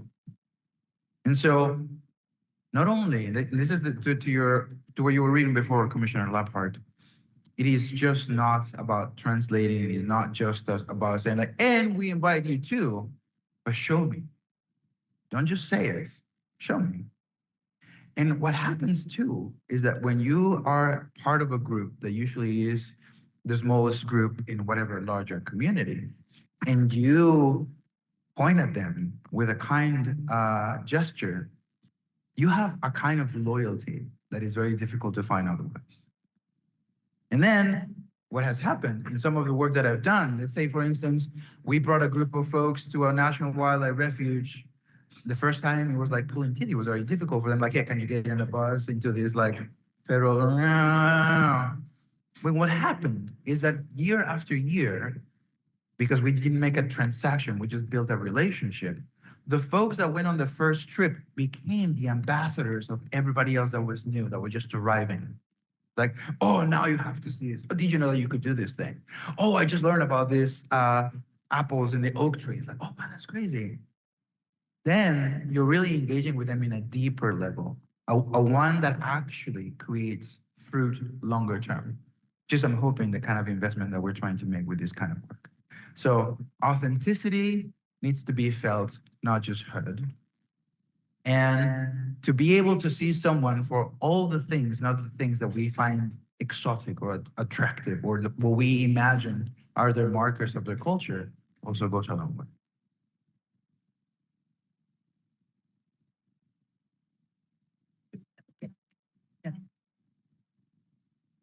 Well, I really appreciate you sharing this with us, and I have to harken back to Commissioner King, who was on this commission with us for several years, who really at least introduced me to another side of Portland. I went to a one-room school that usually had 6 kids in it from 1st to 8th grade. So I didn't really, understand, urban America very well. Still don't, but she really helped bring a better understanding. And I appreciate what you say about authenticity, but it really all of this gets back to how we want to be better humans with each other, right? That's what it all is. So I think the issues of safety are unsettling, and communities, whether they're rural or urban, can feel unsafe. They can feel unsafe about their livelihoods. They can feel unsafe. Right now, we have people, like you said, feeling unsafe, and not just in our urban communities, in our rural communities, going out the door. Mm-hmm. And some of these people are people who have worked in our communities for generations. Mm-hmm. And so it's pretty sobering, and actually it's fairly overwhelming to think about how we begin to meet each other in a more authentic, more real way. Because it's so true. Once you find out about somebody's kid or who has cancer or, you know, what happened to you, or my son got to teach for a while in Southeast Portland in one of the elementaries, and there were 15 different languages spoke in his classroom. I mean, we don't even know. Our meat processing plants can often have 50 different languages just in a meat processing plant. And so how we connect and be authentic with one another, right? It's a tall order. I don't want to pretend like, and I appreciate you saying, you know, taking a picture of, you know, a gorgeous African American couple fishing and putting it on a brochure in Spanish is different than meeting one another as neighbors.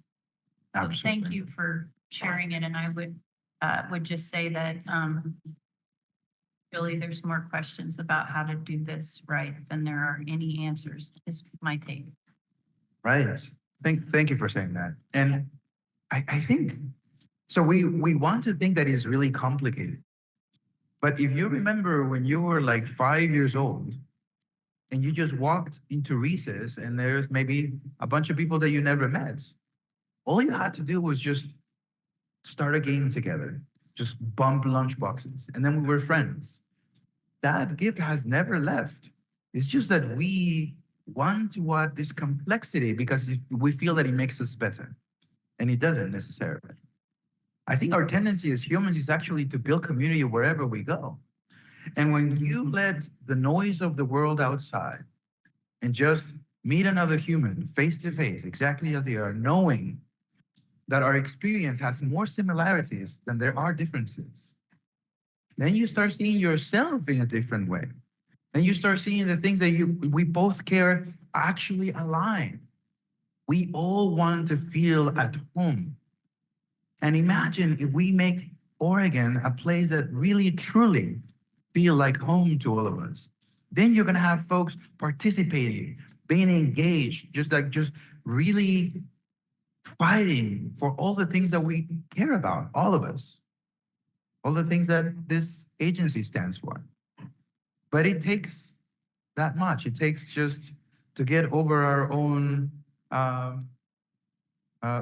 intellectual hindrance and the complexities that are upon us, but they're not really there. We just made them up ourselves, just to feel that we can fit as adults elsewhere.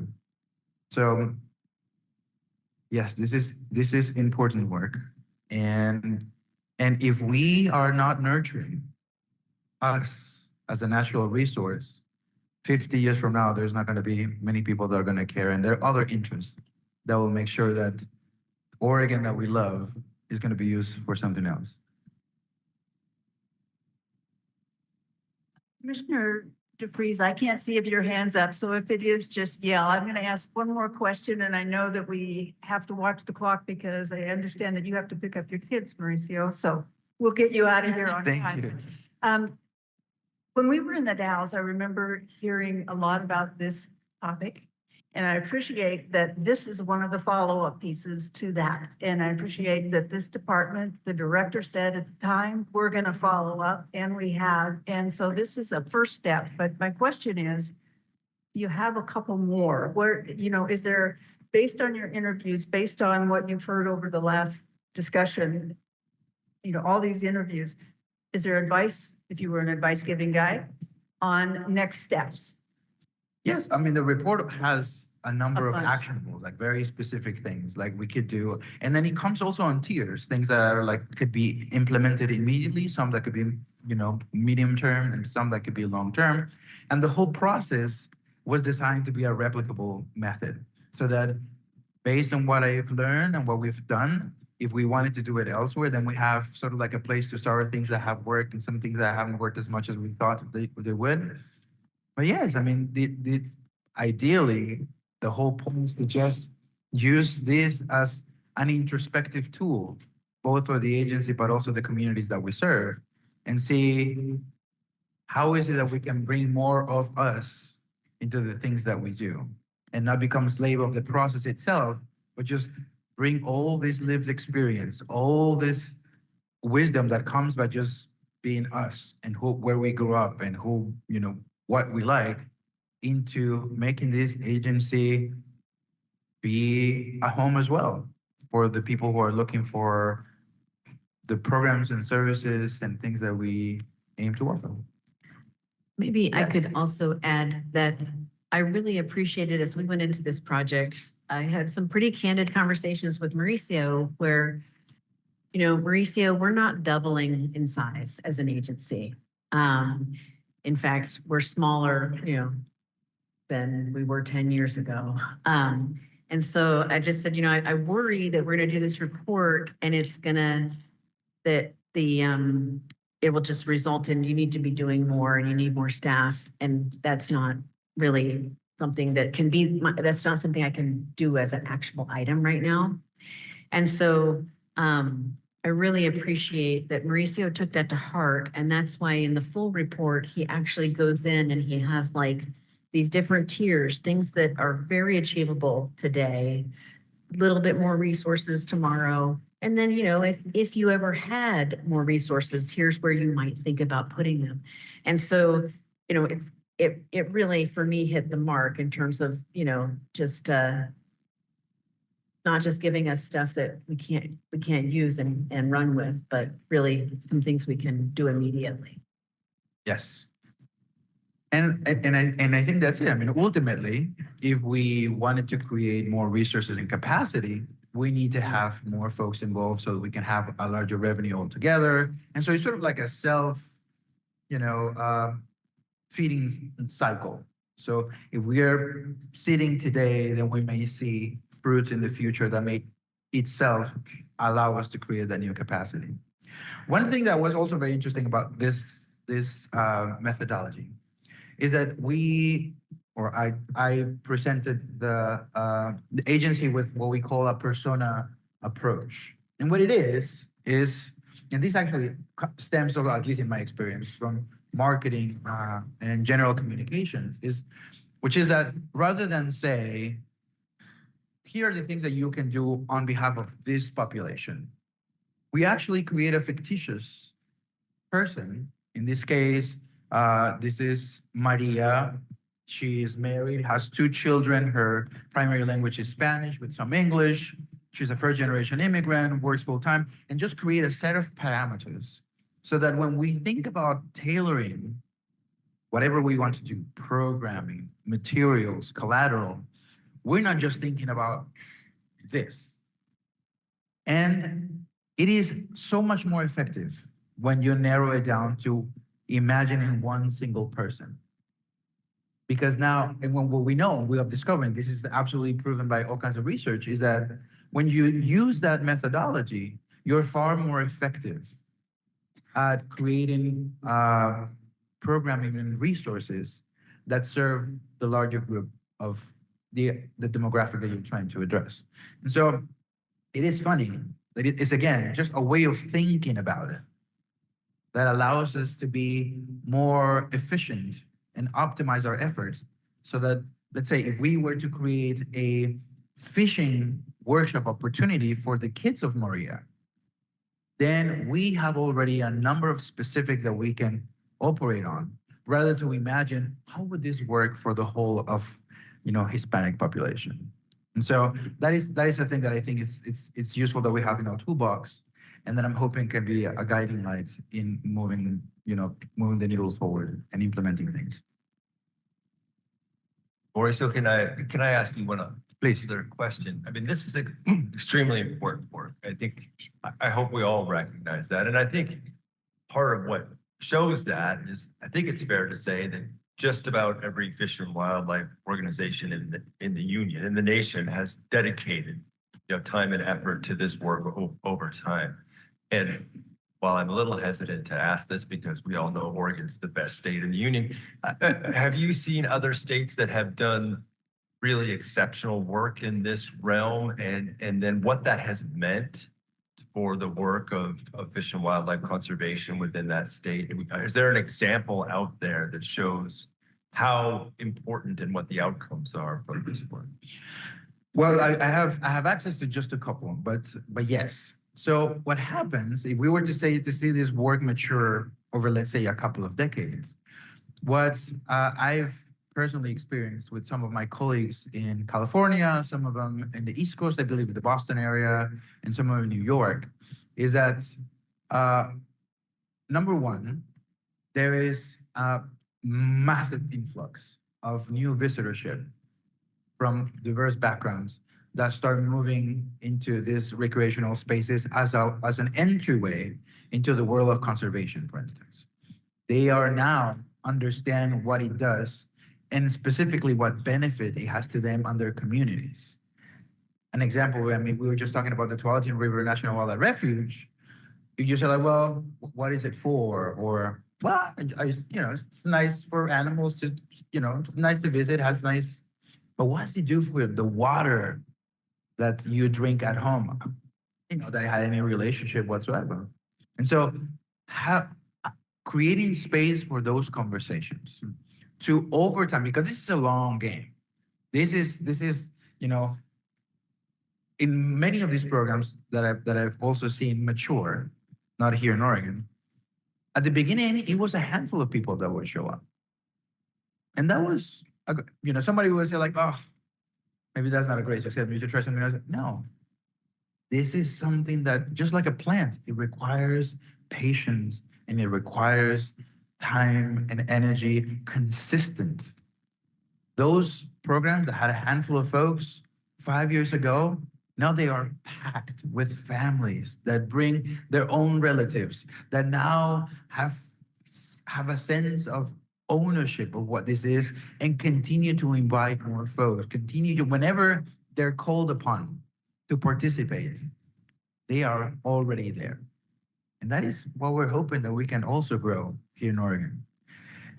But again, what is true also is that the circumstances and context for other states is very different. I mean, if you consider like the density and longevity of well-established Hispanic communities in Arizona, Texas, those border states, similarly to California, versus where we are in Oregon. I feel like Oregon to some degree is sort of like what California was maybe 30, 40 years ago in terms of the expansion, the diversification of multiple backgrounds over time. So I see it as a huge opportunity. If we start doing this the right way, I think if we start planting the right seeds, we're going to see a spring much sooner than we would have imagined. We really do have a hard stop. So I was going to just see if Davia could tell you a little bit about our plans for implementation. Thanks. Thank you so much, Mauricio, for the time. This is all part of a broader strategic initiative that Director Colbert launched, as she referenced, and really leaning into exploring what it means to better serve urban populations, specifically in Portland. So we have a team led by our North Willamette Wildlife District staff. So Mauricio met with a lot of those staff and they provided their perspectives on what we do, who they feel like they're not adequately serving. And just a note on that, thank you so much to those staff for the time already. But the broader strategic initiative is sort of a handoff from Mauricio to us. He's got that broader report that Director Colbert mentioned with a lot of recommendations for things that we can do with existing resources, with existing staff, shifts we can make in the way we operate certain programs, for example.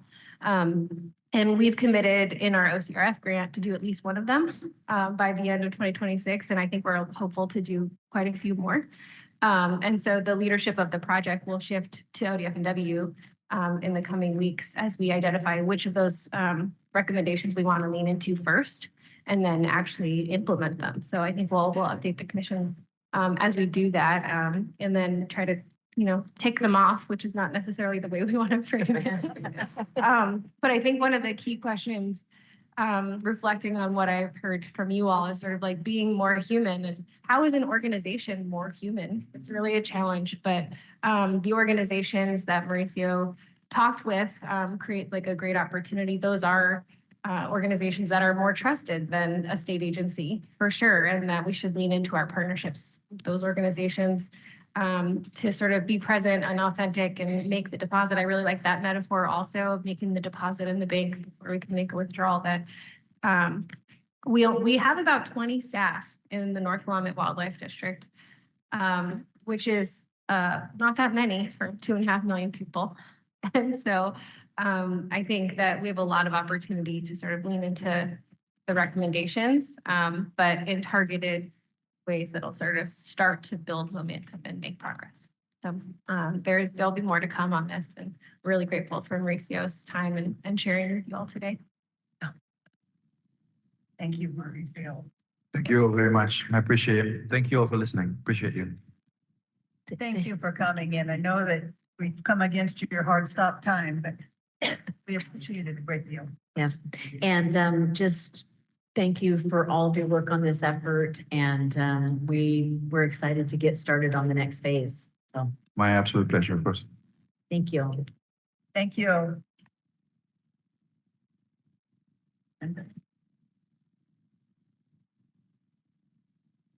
And commissioners, just so you know, there are a couple of the persona documents that they're kind of passing along if you want to check them out. I think there's one down there and one here as examples. We're close to finalizing the report with Mauricio, and would be happy to share that with you once that's done. So Thank you. And thank you for putting this together. Shall we go back to the rest of your director's report? let's do it. Keep moving. Okay, so next on the agenda, under the director's report, just want to mention that we have the field report in written form. And again, I just can't say enough about these field reports, and just if hopefully folks have had a chance to check out just the breadth of activities that are covered in that, everything from our amazing volunteers to projects related to fish passage and bird counts and pygmy rabbits. I mean, it goes on and on, just so many great things to share with folks. So with that, I'm going to go ahead and see if Ken, our Chief Operating Officer, Ken Loffing, could join us to give us the commission's financial report.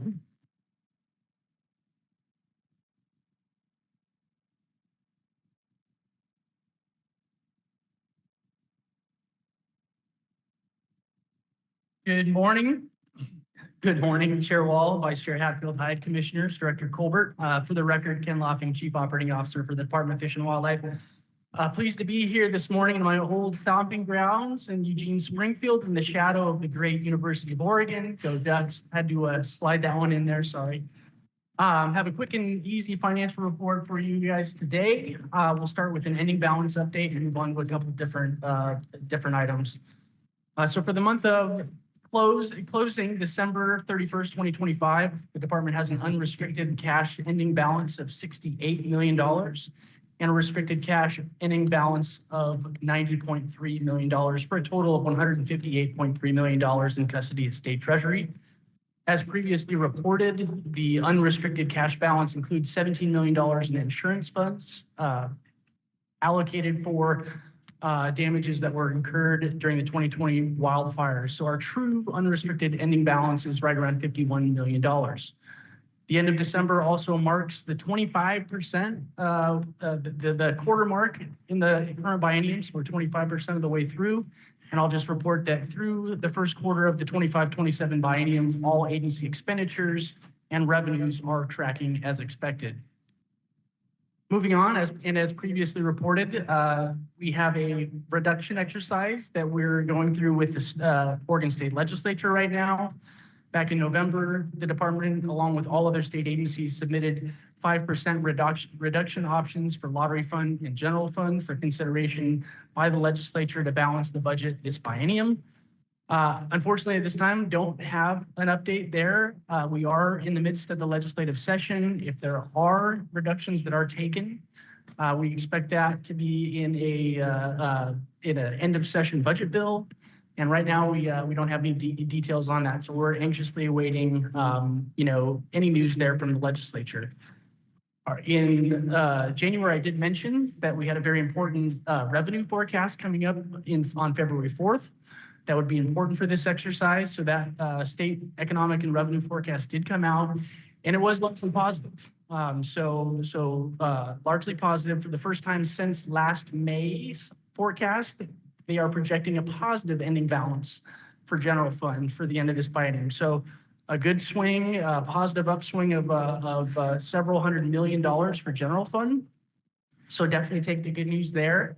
Kind of the bad news is the projected end balance really represents about 0.5% of the state's overall budget. So definitely still challenges there when it comes to, just balancing the state's general fund budget overall.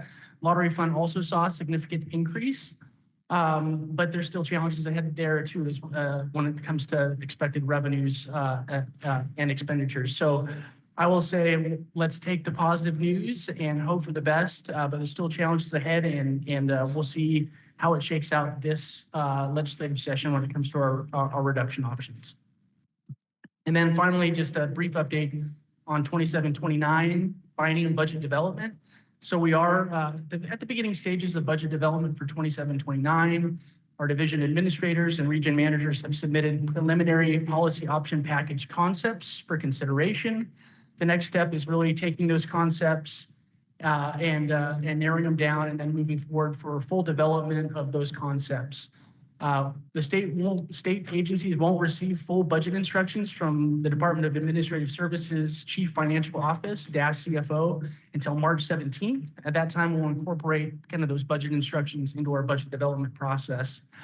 I will say, and you heard a little bit this morning from our governor's office about just the budget environment, and it goes with the recent revenue forecast. We're expecting things to be fairly constrained for general fund and lottery fund, and also for other fund, right? Like we just went through a big, budget reduction exercise, fee increase, right? Like we feel really balanced and feel like we're in a good spot when it comes to our license funds, but that doesn't mean there's a whole lot extra money. So that's just me saying that I think our budget development process for 27-29 might be fairly simple, right? There's not a whole lot of general fund to go around, not a whole lot of lottery fund to go around, and we're pretty well balanced when it comes to license funds. So it's going to be very strategic and straightforward and pretty close to current service level. But of course, we're always looking at creative ways and to do things. And but any investments are going to be very strategic in nature.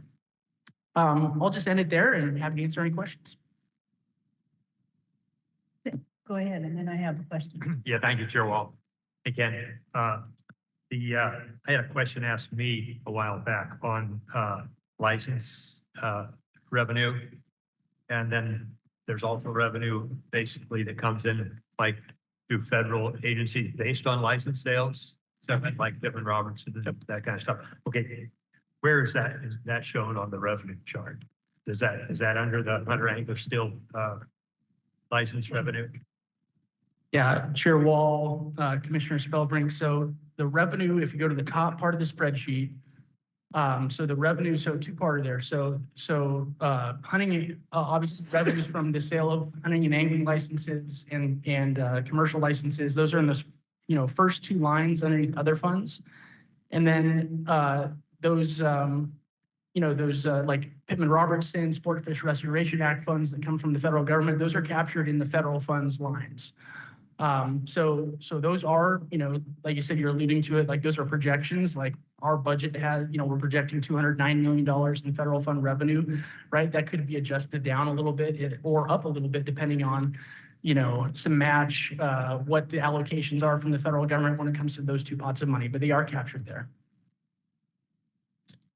A quick follow-up question, Ken, if I could, on the reduction process that's going on right now. Could you just say a bit more about those and how that might play out? Will we see the session will be over before very long, and will we know then if we're going to have reductions in this current biennium and how it might play out for next? Yeah, Chair Wall, Commissioners, great question. Yes, by the end of this legislative session, we will know if we have to take reductions in the 25-27 biennium. The intel I have is those reductions, any adjustments to the agency budgets will be captured in an end of session budget bill. I think I know what those are and have some placeholder numbers, but they're blank right now. And so hoping we know sooner rather than later, but it might be, early March before we see any numbers in those. But to answer your question directly, yes, As of March 9th, at the end of session, we're going to know if we have to do reductions or not. Thank you. Oh, one more question. Go ahead. Thank you, Chair. Well, just one question. Can you mention PRDJ funds and for the upcoming biennium? Do we have any projections on them? I mean, those are an important funding source and kind of what the revenue streams are looking like that far out. Yeah, Chair Wall, Commissioner Morrison, I'll say yes and no, right? And so like those pots of money on the federal side are based on, spending that occurs across the nation, right? The sale of hunting and fishing products, a chunk of that goes to these acts. They're then doled out to the states based on a ratio of population and number of licensed buyers, right? That's the calculus. So we have a part in that, right? Like per Commissioner Spelkbring's question, right? The more licenses we sell, like we get a higher proportion of that money. But I think the bigger calculus or the bigger piece of that is how much ammunition is sold, how much equipment is sold, and that we've seen fluctuate greatly over the years. So predicting that out a couple of years is tough. We just did get our projections for FY27, or I guess our allocations for federal FY27, and they are down a little bit, particularly when it comes to our Pittman-Robertson funds. They're down, and the trend is down, is the downward trend from a high, a couple of years ago. But I don't know if I have any other answer there, just beyond, or any crystal ball I can shake to say, is that going to continue to go down? It's going to go up? It's largely driven by, consumer behavior. Yeah, thank you for that. Yeah, and it was extremely high there for a couple of years. Yeah. Sorry, I missed that. Wanted to make one more comment. Okay. Well, I'm just saying fingers crossed. I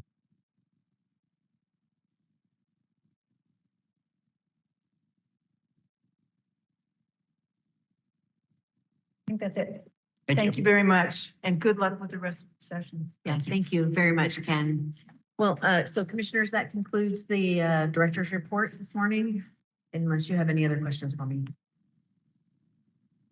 Thank you.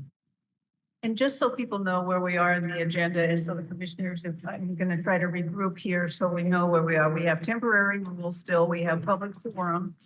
But we're going to go to the Winchester Water Control District issue first.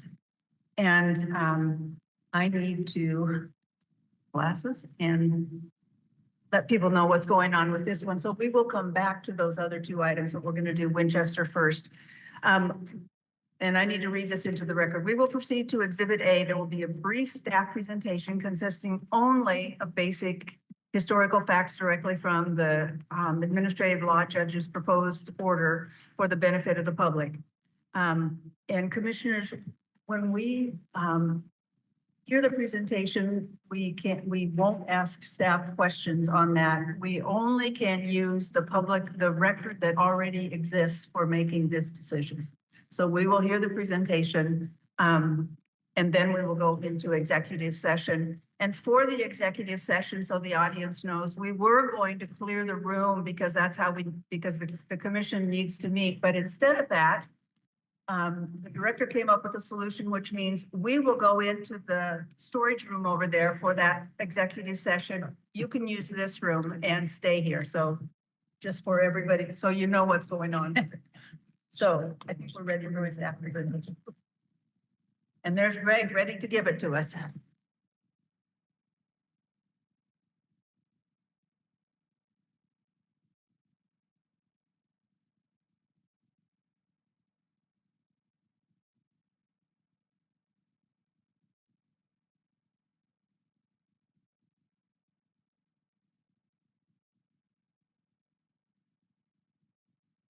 Good morning. Thank you, Chair Wall, Commissioners, Director Colbert, for allowing me the opportunity to set the table for this agenda item. For the record, I am Greg Apke, and I manage the Department's Fish Passage and Screening Program. My key role is to administer the state's fish passage and screening statutes and corresponding administrative rules. To provide context for the benefit of the public audience, I will speak briefly and only to the factual background and history. The Winchester Water Control District contested case as presented in the administrative law judge's proposed order. There will be no slide presentation associated with this agenda item. Winchester Dam, situated on the North Umpqua River, north of Roseburg, Oregon, and is owned and operated by the Winchester Water Control District, the respondent in the contested case. Winchester Dam is on the state's high priority fish passage barrier list. A fish ladder exists along the north bank of the river at the dam. This fish ladder does not meet current state fish passage design standards.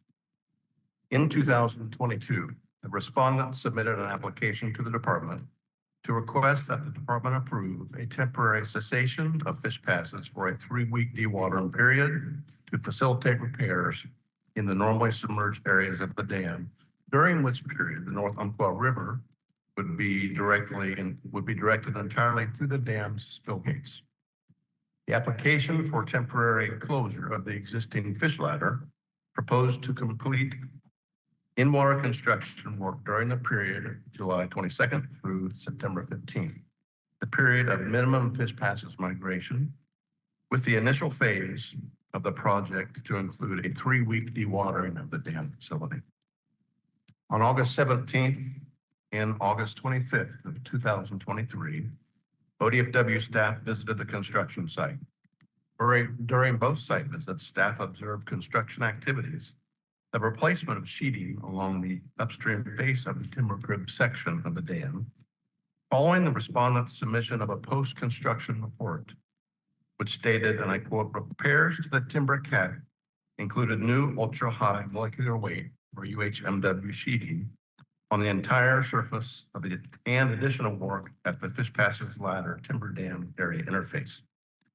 Staff then determined that this work done at the dam in August and September of 2023 met the definition of construction under the applicable rule as to constitute a fish passage trigger. Accordingly, the department issued a notice of noncompliance, proposed order, and opportunity for contested case hearing to the respondent in September of 2024, which concluded that the work completed in 2023 triggered the state's fish passage statutory obligations under ORS 509-585 subsection 4, and therefore required the respondent install fish passes at Winchester Dam consistent with the department's standards. Respondent requested the violation and proposed order, or contested the violation and proposed order, and requested a contested case hearing. On July 14, 2025, Administrative Law Judge Schmidt convened a hearing at the Office of Administrative Hearings in Salem, Oregon. The parties completed all witness testimony on July 17, 2025, and the Office of Administrative Hearing record closed on October 10, 2025. There were 2 issues before the Administrative Law Judge. These included 1, whether the respondent executed construction on Winchester Dam during the repairs it completed in August and September of 2023, and if so, whether the department may require the respondent install department-approved fish passes at Winchester Dam in accordance with the terms of the notice. On December 18th, 2025, ALJ Schmidt issued a proposed order which concluded 1, that respondent did in fact execute construction on Winchester Dam during the repairs completed in August and September 2023, and that ODFW may require that the respondent install department-approved fish passes at Winchester Dam, but may not require the construction of a fish counting window, a fish counting facility, or pit tag arrays. Administrative Law Judge Schmidt proposed that the order set forth be issued by the Department of Fish and Wildlife.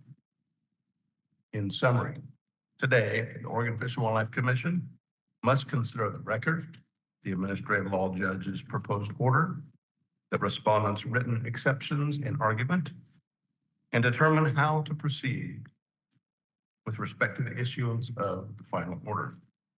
Before you and in the agenda item summary are the alternatives for your consideration. That concludes my brief summary. I appreciate your time. Thank you. Thank you, Greg. And if people will bear with me, we now need to go into executive session and I have to read this into the record, so it'll be quick. At this point, the commission will move into executive session. I'll skip the part about leaving the room, and an executive session will be held pursuant to ORS 192.6602F to consider information or records that are exempt by law from public inspection, as well as to consult with legal counsel concerning legal rights and duties of a public body with regard to current litigation or litigation likely to be filed as authorized by ORS 192.6602H. The executive session is closed to the public. When the commission returns to public session, we will deliberate and determine whether to approve or modify the proposed final order prepared by the Office of Administrative Hearings Administrative Law Judge. There will not be any public testimony in this matter, as no new evidence may be considered by the commission at this time. And so we're going off record now. We'll go over there and be back into public session to make our decision. Thank you, Greg. Thank you, Chair. Hey, commissioners, storage room.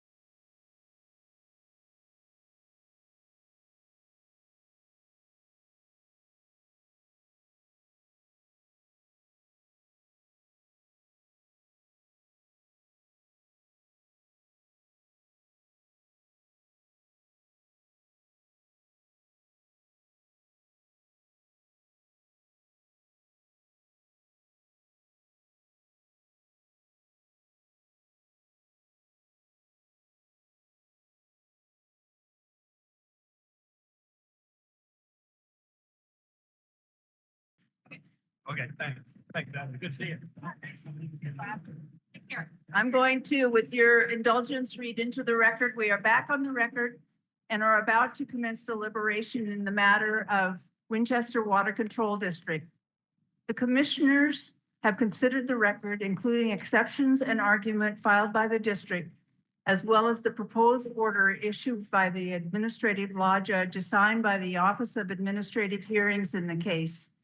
And so I will start now by asking if there are any deliberations that any commissioner would like to engage in. And if not, if I could have a motion in this one. Commissioner Labhart. Madam Chair, I'd like to make the motion. I move to adopt the department's final draft order, which was provided for us in attachment 2. In addition, included in this motion is the commissioner's endorsement interpretation of the application of our rules as presented in the final order, and especially OAR 635-412005BAII, including the meaning of the phrase measured above the natural ground grade line that is used to impound water within the rule and its application to the facts of this case as set forth in the order. A second. Thank you. It's been moved and seconded to adopt the department's draft final order, which was provided to us as attachment 2. In addition, including in this motion is the commission's endorsement of the interpretation and application of our rules as presented in that final order, as was just read into the record. Michelle, can you call the roll on this one, please? Labhart, Aye. Paul DeFreeze, Yes. O'Donnell, Aye. Morrison, Aye. Spilberg, No. Hatfield Hyde. Aye. Wall. Aye. Motion carries. Thank you very much to the people who did huge amounts of work on this and for all of the things leading up to this. So we will now, for benefit of the audience, we have 2 very quick items to deal with, and then we will go to the next major one that I think most of the people in this room are here for. So if we can go to back to the director's report and talk about temporary rules. Commission, you have a number of temporary rules for your consideration today. There were 7 that were listed on the agenda, and then at your seat, there is 1 more that's been added. So for a total of 8, because, you know, our Columbia River fisheries managers don't sleep. They just keep kind of, you know, adaptively managing those fisheries. So one of the rules that is in the packet is related to the commercial crab regulations. One of them relates to kind of application of the sliding scale for the CMP for the main stem of the Umpqua, and then there are 6 that relate to Columbia River fisheries. Happy to answer any questions. Commissioner Spilberg. Yeah, thank you, Chair Wall. Yeah, I just was going to recognize there was quite a bit of disappointment. I know in the fleet, the crab fleet on the crab rule, moving the date from May 1st up to August 1st. April 1st, I'm sorry. Yeah, August. April 1st.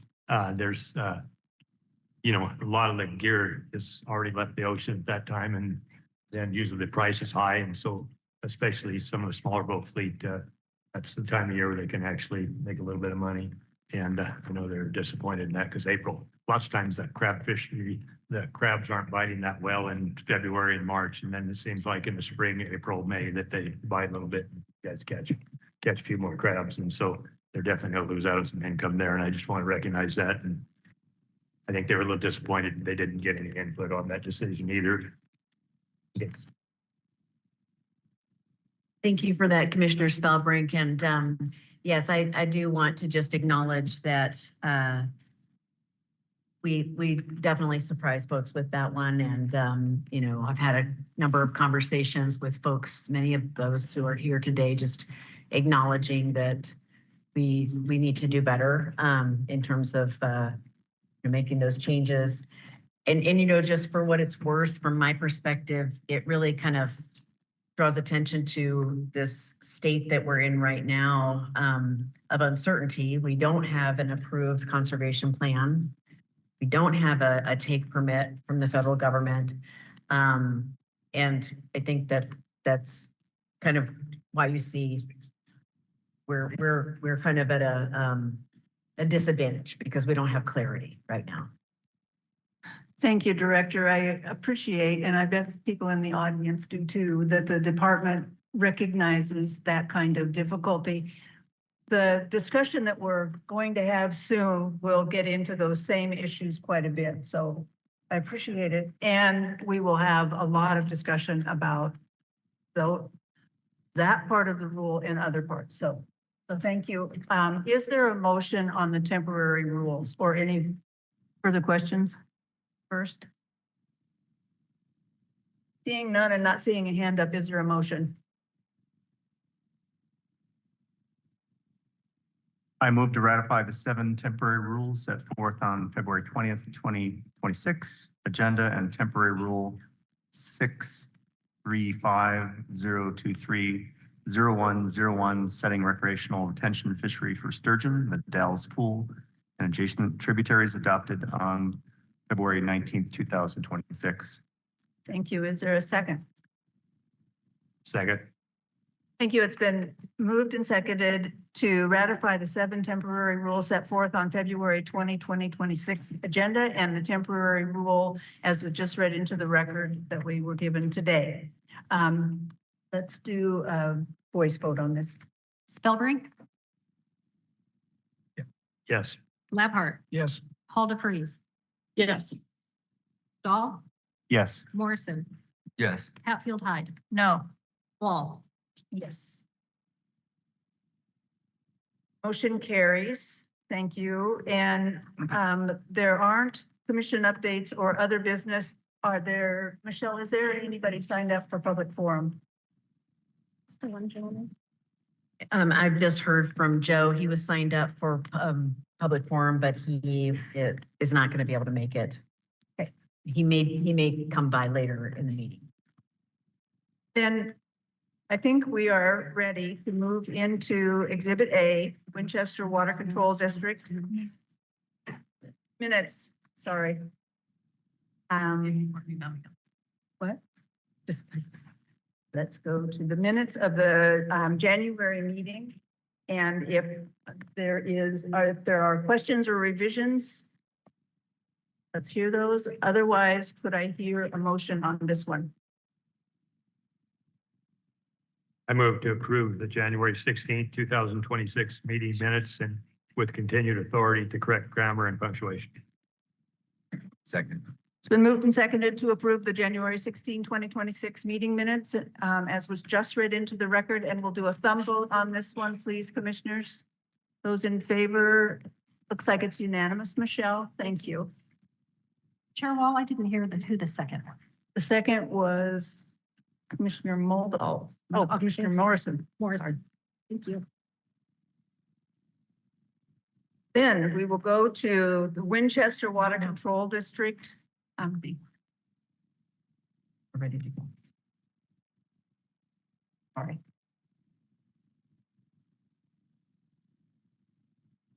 I'll get it right. Review of the petition related to commercial Dungeness crab fishery rules. And I'm going to read one more time and then I'm through with this part of it, I believe, for the day.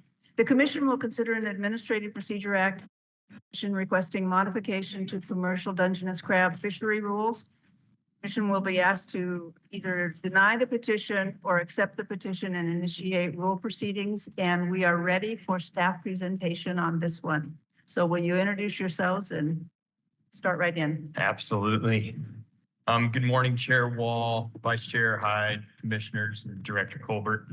For the record, my name is Mike Harrington. I'm the Fish Division Administrator at the Oregon Department of Fish and Wildlife.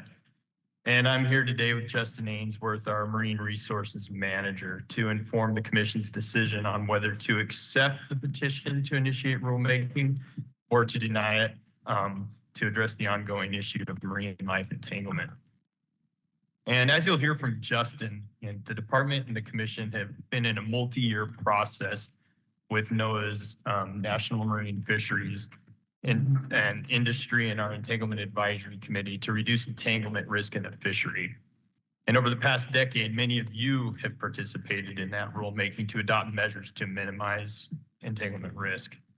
And before I hand this off to Justin, I just want to take a quick minute here just to recognize the extraordinary commitment of Justin and his team, their persistence, creativity, and partnership with NOAA, the fishing industry, the advisory groups, and how it's been instrumental in advancing solutions that protect marine species and preserve Oregon's fishing heritage. This work exemplifies what we can achieve when science, collaboration, and stewardship come together for the benefit of both wildlife and communities. Thank you, Mike. Good morning, Chair Wall, Vice Chair Hatfield-Hyde, Commissioners, and Director Colbert. My name is Justin Ainsworth, and I'm the manager of ODF&W's Marine Resources Program. Before we get into details of the petition, I'd like to give a brief overview of why and how the department has been working for many years to address marine life entanglements.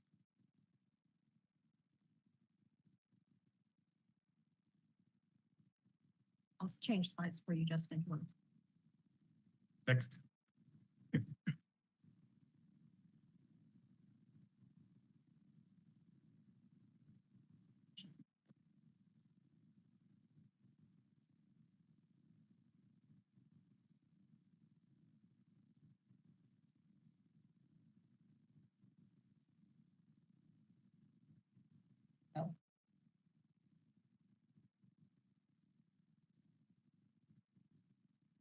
Thank you. Since 2014, whale entanglements and fixed fishing gear across the West Coast have increased. The increase in encounters is likely driven by an increasing West Coast humpback whale population, changing ocean conditions that increase the overlap of whales and crab gear, and improved reporting and documentation of entanglements. This graph provides a summary of whale entanglements attributed to Oregon Dungeness crab gear. These stacked bars are additive, so in 2024, there were 3 humpback whale and 1 fin whale entanglement that were attributed to Oregon crab gear by NOAA Fisheries. Last year, there were 4 humpback whale entanglements in Oregon crab gear, higher than any previous year. As you can see, humpback whales are the primary species that have been entangled in Oregon commercial crab gear. Next, I'd like to provide you with some important information about the status of this species. The delay.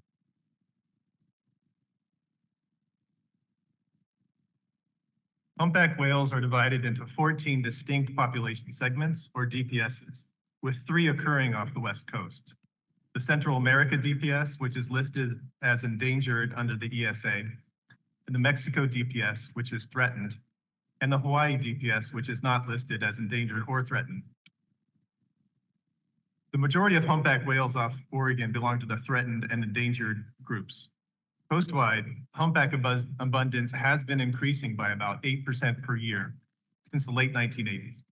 However, different segments of the population are growing at different rates. It's estimated that the majority of the coastwide growth is driven by an increase in animals from the Mexico DPS, and the central DPS growth rate is uncertain. As of 2018, the coastwide population was estimated to be about 5,000 animals. However, that abundance estimate is currently being updated through using data through 2024, and is expected to be higher, reflecting that continued growth. Thanks. Given that humpback whales are listed, the state is pursuing incidental take authorization for the Oregon Dungeness crab fishery. Ultimately, the goal is to obtain a Section 10 incidental take permit from NOAA Fisheries. One requirement for an incidental take permit is the approval of a conservation plan. From NOAA's website, conservation plans provide a framework for assessing potential effects on endangered and/or threatened marine species, implementing avoidance, minimization, and mitigation measures to reduce take, such as gear modifications, seasonal restrictions, or habitat restoration, securing short and long-term conservation benefits for marine ecosystems while helping to advance economic development, and also for facilitating compliance with the Endangered Species Act. ODF&W has been working with NOAA to ensure our draft conservation plan has all of the required elements for submission, and we anticipate submittal this year. Once submitted, we anticipate a lengthy review process. Concurrent with the federal process, ODF&W has been working with the fleet and the Oregon Entanglement Advisory Committee to develop and implement a host of entanglement risk reduction measures since 2019. This slide gives a summary of key actions to date, including our engagement with NOAA on the conservation plan and rulemaking with the commission in 2019, 2020, 2023, and 2024. And as I think you're aware, we also have rulemaking planned in August of this year related to alternative fishing gears and vessel monitoring. As a result of this extensive process, ODF&W and the commission have put in place several risk reduction measures to date, including late season measures to help reduce the overlap between the crab fishery and peak whale migration, and a series of measures that reduce the amount of gear in the water that had been allowed in the past. These measures also prevent pushing high fishing effort later in the season and also require fishing practices that reduce the likelihood of entanglements. In addition to these regulations, there are accountability measures that have been adopted. Line marking rules, for example, will improve our understanding about the sources of entanglements. The late season risk reduction measures have been in effect since 2021. I'm pointing out these current late season measures because several of these rules were proposed for rule amendments in the petition that I'll be talking about in a minute. I'd also like to make note here about derelict crab gear. Lost gear is a significant and persistent problem. ODF&W and crab fishermen have been working to address this issue since pot limits were first implemented over 20 years ago. ODF&W administers a post-season derelict crab gear recovery program that recovered nearly 1,300 derelict crab pots last year. An industry-supported in-season program funded by the Oregon Dungeness Crab Commission has also had very positive results. Together, these programs are effective, but the entanglement record indicates that derelict gear has likely contributed to several recent entanglements. Given this, we are continuing to work with the industry to reduce the amount of derelict gear in the water. Next slide, please. As I mentioned before, we are planning to bring more rulemaking proposals to you later this year. We'll start with a review of our risk reduction measures that have been in place for 5 years. Additionally, we will be proposing mandatory vessel monitoring for crab fishing vessels to improve our understanding of fishery effort in relation to whale distribution. And finally, we'll be proposing a framework for testing alternative crab fishing gear like pop-up and longline gear to reduce vertical lines and entanglement risk. With that backdrop of whale population, a review of our existing regulations, and our planned rulemaking, I'd like to transition now to the petition.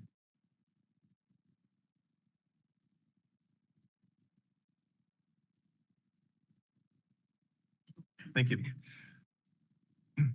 The petition we are discussing today was submitted by representatives from the Center for Biological Diversity, Oceana, the Natural Resources Defense Council, and the American Cetacean Society. It was received on December 11th of last year and was subsequently determined to be a valid petition as per the Administrative Procedures Act, or APA. Under the APA, the commission has 90 days to accept or deny the petition. If the commission accepts the petition, it would direct the department to initiate rulemaking. However, unless the commission provides specific direction, accepting the petition does not mean the department would use the petitioner's proposed rules as a starting place. Denying the petition will not initiate a rulemaking process at this time.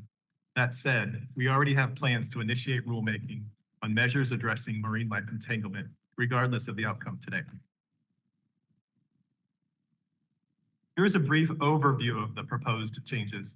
Our written report provides more detail, but I'd like to give a high-level summary of the proposed rules in the petition. Amendments of 6 existing rules and 3 brand-new rules are proposed. I'm making a distinction here between proposed rule amendments and brand-new proposed rules, because in the next slide, I will be talking about the requirements to analyze proposed rule amendments. Many of the late season measures in the petition are similar to our existing regulations in that they reduce the total number of vertical lines and where they can be fished, but make substantial changes to our existing regulations.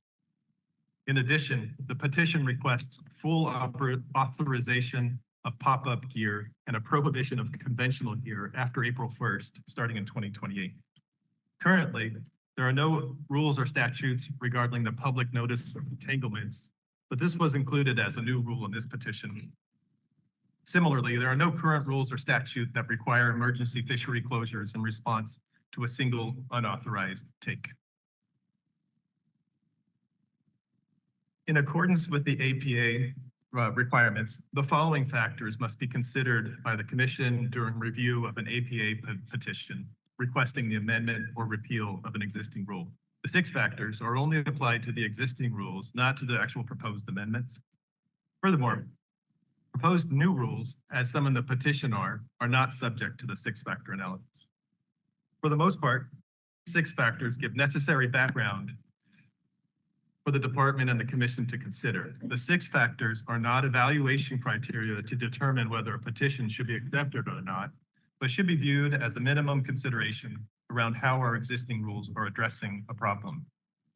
We have more information in our agenda item summary, but I'll highlight a few things. First, looking at factor number 1, is there a continued need for the rule? Well, we are talking about a lot of existing rules, but to generalize, we feel that there is a need for our existing rules around minimizing the risk of marine life entanglements, and also that there is a future need for additional actions. So yes, there is a continued need. And second, jumping to the analysis of factor 5, for the degree to which technology, economic conditions, or other factors have changed in the subject area affected by the rule. Our review highlighted the dynamic and ever-evolving seascape of science, resource use, planning, technology, and other factors that inform how we manage and reduce marine life entanglement risk. Here are some examples of changing conditions. We know that entanglements are still occurring and that there are many factors involved, including an increasing whale population that may explain the elevated numbers seen in recent years. Second, our conservation plan is in the final stages before formal submission to NOAA Fisheries. Third, our research into whale distribution is ongoing, and newer research is available to inform how we can minimize interactions between whale and commercial Dungeness crab gear. And finally, new technologies such as pop-up gear offer alternatives, though they have been untested to date in Oregon.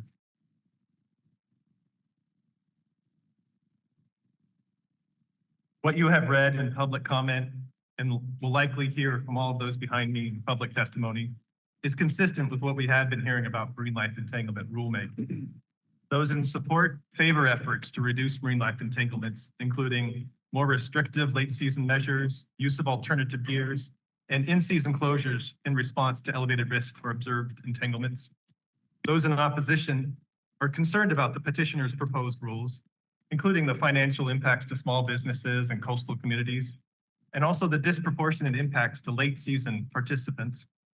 They're also concerned about the cost and viability of pop-up gear off Oregon and how the growing West Coast whale population is driving the entanglement increase. Another common theme in public comment, particularly from fishing industry members, is support for our current process to reduce entanglement risk, which includes input from our advisory committees and is based on science. Much of the comments are about specific details in the petition. However, if the commission accepts the petition, unless otherwise instructed by the commission, the department would continue its planned rulemaking efforts. It does not mean that the department would use the proposed rules in the petition as the starting place. So given that the department was already planning rulemaking, and now we have this petition also requesting rulemaking, staff recommend you accept the petition and direct the department to initiate rulemaking consistent with its planned rulemaking processes and an engagement with NOAA Fisheries to obtain ESA coverage. This allows for open public process, staff analysis, and consideration of economic impacts. Finally, planned rulemaking will provide for options to reduce whale entanglement risk while minimizing the negative impacts to industry. Thank you very much. And I do have a draft motion, but I'm done with my presentation. Thank you. Are there questions?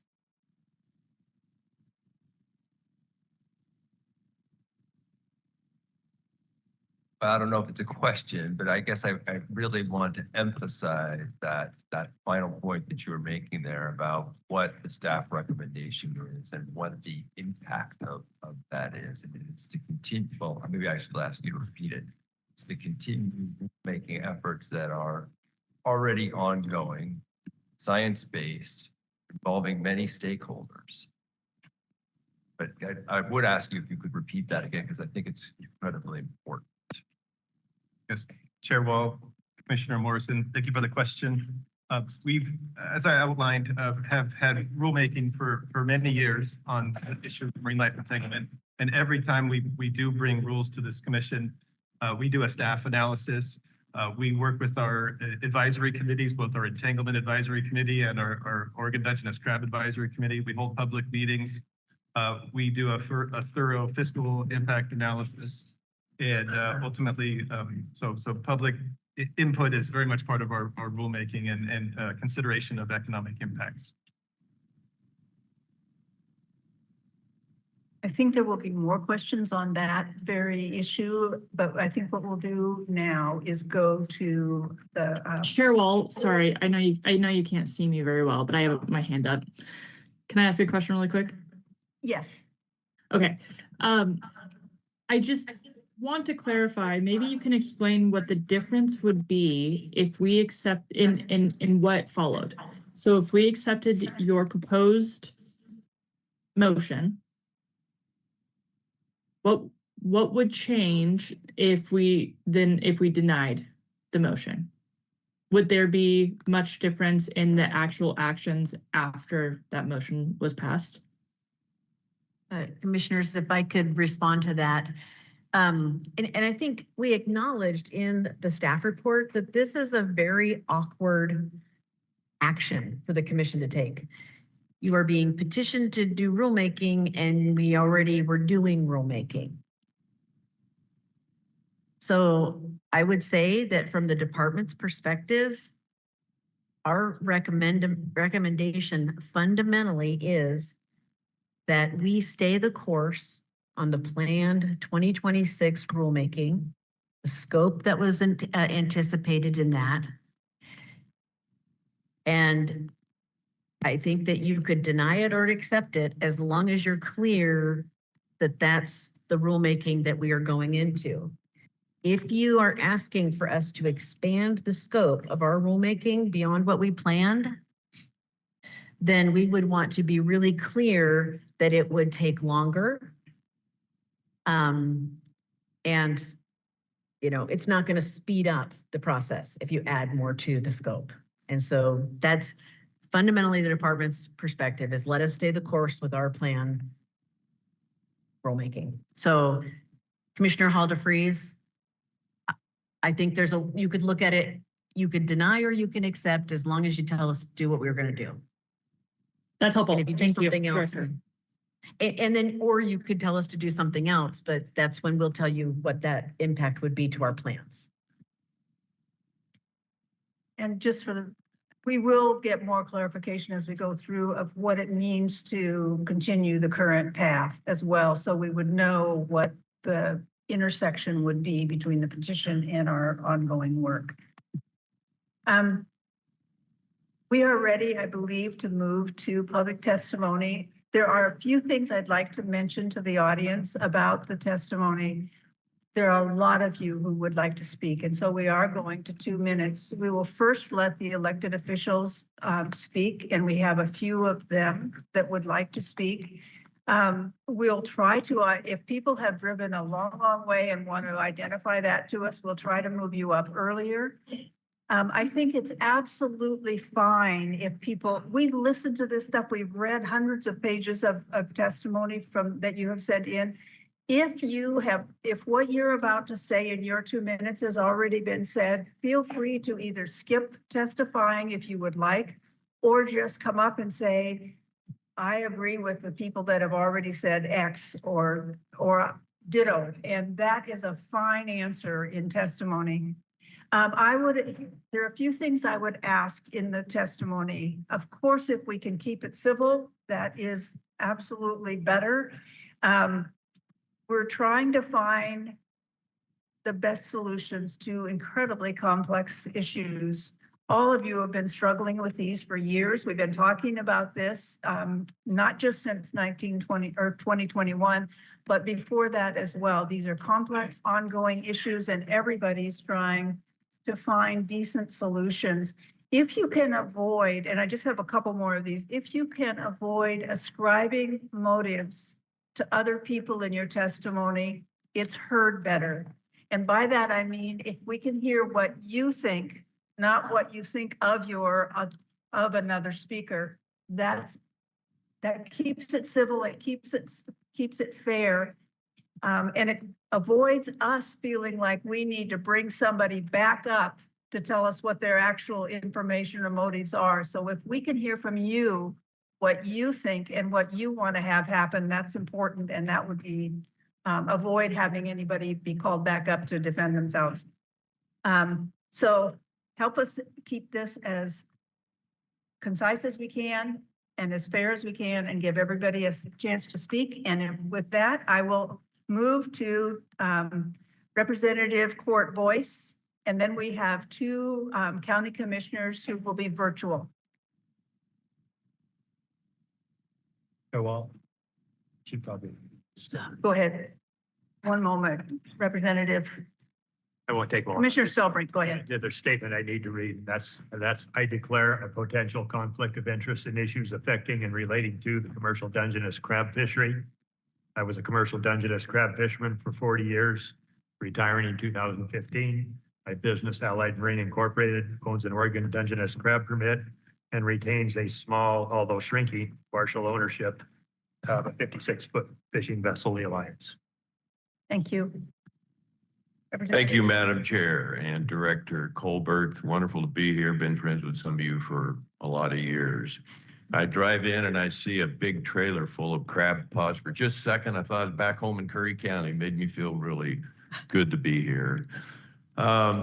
And thanks to this meeting, I get to go home tonight from Salem the first time in about 5.5 weeks. Court Boyce, State Rep 1 for the record. Coos, Curry, and Douglas counties, southwest corner of Oregon. We're very concerned for our fishermen. And I'm here to represent the Oregon Coastal Caucus's chair, along with Vice Chair Senator Brock Smith, Senator Weber, Senator Anderson, certainly, and then Reps Javany, Boomer Wright, and Gomberg, Rep Gomberg. And I want to make a comment that he made. He was glad to sign on to this letter, but he wanted to make sure that we communicated to this board that it was important to him and us that all stakeholders be involved. And that was a good reminder for the rest of our caucus. So I've got a letter that I would like to read. And I think I can stay within a little bit of the time constraints here. I think you received this letter. By the way, I got a new hat that I'm very proud of. And I won't ask everybody behind me to applaud this hat, but it represents some people that are very, very sacred to our industry on the Oregon coast. Almost got an applause there, huh? So we sent this out just a couple days ago. It's the petition to amend OAR Chapter 635, Division 5, Oregon Commercial Dungeness Crab Fishery. Dear Chair and members of the Commission, the Oregon Coastal Caucus is a bicameral bipartisan group of Oregon State I always like that word. Oregon State legislator representing all legislative districts along our Oregon coast. We address issues through a geographic lens rather than a partisan one, with particular attention to how state and federal policy decisions affect coastal communities, working waterfronts, and natural resource-based economies. On behalf of the Coastal Caucus, we respectfully urge the Commission to deny the petition filed in December of 2025, requesting substantial amendments to OAR 635, Division 5, related to the Oregon Commercial Dungeness Crab Fishery. While we support continued science-based efforts to reduce whale entanglement risk, we do not believe this petition meets the threshold necessary to justify rulemaking through the petition process. The proposed changes are premature duplicative of ongoing work, and inconsistent with adaptive fisheries management that has long served Oregon and its coastal communities quite well. Federal precedent is directly relevant. In April 2022, the National Marine Fisheries Service, NMFS, acting on behalf of the National Oceanic and Atmospheric Administration, always love that acronym, denied a petition submitted by the Center for Biological Diversity that raised arguments substantially similar to those presented in the current petition. That petition asserted urgency under the Endangered Species Act and Marine Mammal Protection Act, cited conservative biological reference points, and sought mandatory regulatory triggers. After review of the best available science, NOAA concluded that West Coast whale populations were stable or increasing, that existing management measures were not impeding recovery, and that the requested regulatory actions were not necessary or appropriate at that time. NOAA emphasized the importance of proportional science-based decision-making and the use of adaptive management tools rather than rigid petition-driven mandates. The Coastal Caucus believes this federal precedent is instructive and should be carefully considered by our commission.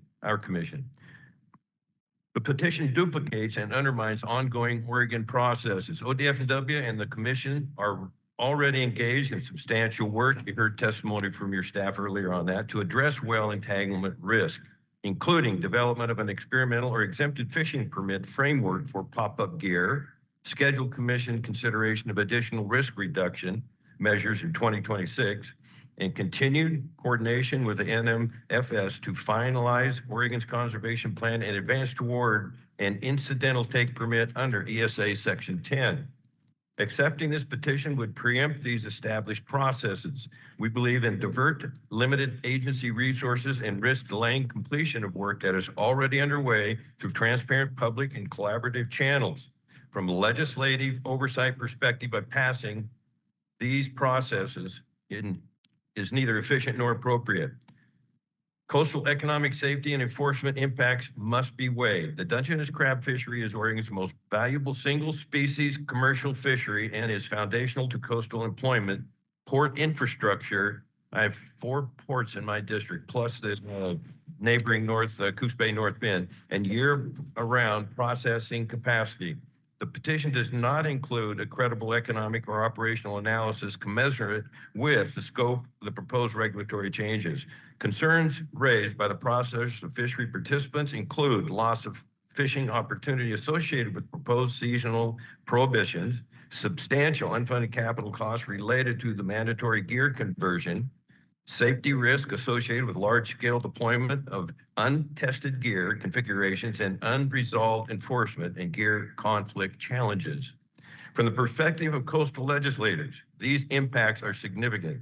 Conservation policy that destabilizes working waterfronts without demonstrated necessity is not sustainable for the communities we represent. Adaptive management remains the appropriate framework. One more minute, Madam Chair. Oregon has already adopted a suite of risk reduction measures through temporary and permanent rulemaking, including seasonal adjustments, pot reductions, those are crab pots, by the way, depth restrictions, gear marking requirements, and derelict gear recovery programs. Recent actions for the 2025 season demonstrate that ODF&W has the authority and flexibility to respond proactively to changing conditions.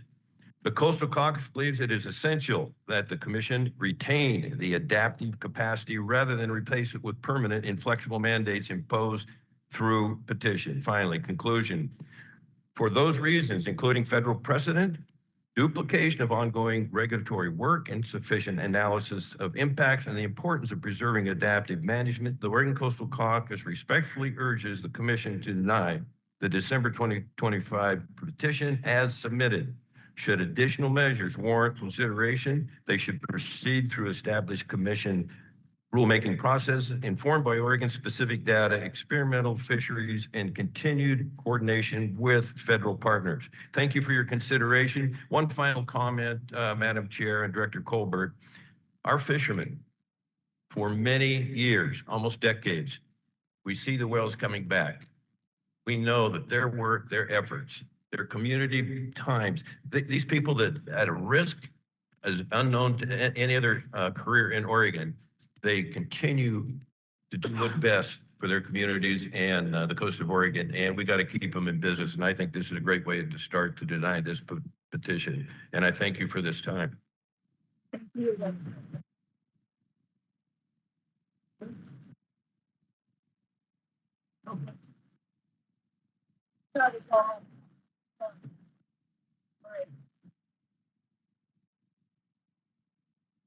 Thank you. We have 4 commissioners of different groups, and I'm going to call them. 2 of them are online and 2 of them are are in the room.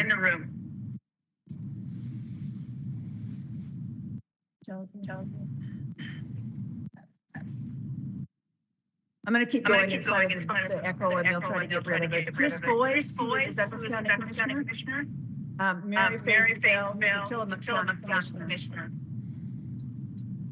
Commissioner Boyce. Hi, thank you very much. I'm testifying remotely. I'm sorry I couldn't be there today. I had intended to be, and appreciate those of you in the room who managed to make it. I'm going to keep my testimony very short. Everything that I had to say was included in the letter that Representative Boyce just read to you. I have some concerns about the precedent that allowing petition intervention like this into our current process might set, and what sorts of things we might expect to see in the future should we allow this. I think that the petition is written with good intentions. However, good intentions sometimes have dire consequences when it comes to considering the economic impacts and the things that may result from allowing that petition to be accepted. The process that you guys are in the middle of to address this issue of whale entanglement is a great process. It's thorough. It's the right thing to do. It includes the professionals who know what's going on, making the decisions, and not just a motion that's being considered. So my plea is for you to deny the petition and stick to the current process. I was asked to get involved in this and testify today by several members of the Oregon Coastal Crabbing Association. They're very concerned about their own livelihoods, as they should be. I'm sure there are several of them in the room today. It's my honor to testify on behalf of them. And with that, I'm going to just leave the rest of my testimony blank, because someone else is going to say everything that I had intended to say anyway. Thank you guys very much for your time and your consideration to the matter. Thank you, Commissioner. Mary Bell.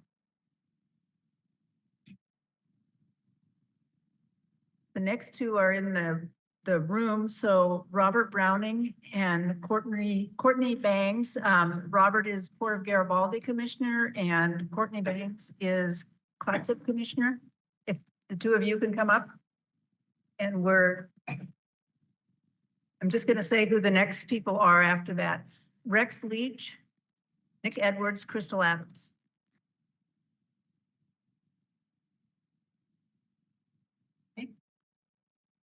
Madam Chair, shall I begin my testimony?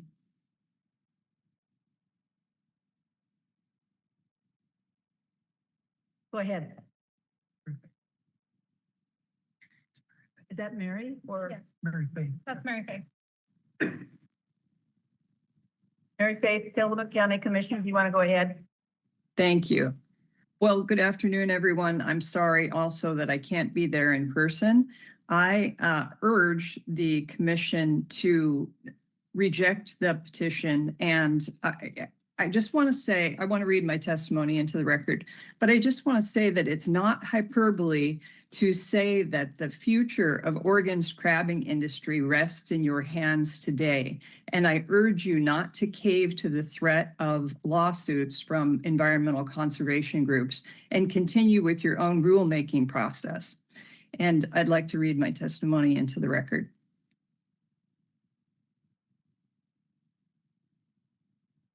Chair Wall and esteemed commissioners, on behalf of Tillamook County's approximately 27,000 residents, I urgently request that you reject the December 11, 2025 petition seeking drastic changes to Oregon's commercial Dungeness crab fishery regulations. This petition threatens to eliminate a fishing industry that has sustained Tillamook County communities for generations and would devastate the specialized small boat fleet operating from the Port of Garibaldi, a fleet internationally recognized for producing the highest quality Dungeness crab in the world. The Port of Garibaldi operates approximately 20 local boats plus 5 to 6 out-of-town boats with up to 60 commercial vessels during seasonal peaks. This is a small boat fleet, vessels specifically designed for the shallow Tillamook Bay Bar that allows quick 1 to 2 day trips rather than week-long voyages required by larger vessels operating from deeper ports. What makes Garibaldi's fleet extraordinary is not its size, but its quality. The Port of Garibaldi has the lowest Dungeness crab dead loss of any port anywhere, a distinction that has brought experts from around the world to study Garibaldi's crab handling techniques. Our fleet uses modern refrigeration systems, proper water circulation, aquarium-style crab holding. The result is individually handled premium quality seafood that commands premium prices and has earned Garibaldi an international reputation for excellence. This is not industrial fishing. This is artisanal fishing practiced at the highest level. Our small boats make day trips, deliver fresh products, and maintain quality standards that larger operations cannot match. This business model depends on operational flexibility, responsive management to market conditions, and the ability to fish during optimal weather and crab quality periods. The petition's mandates would eliminate this model entirely.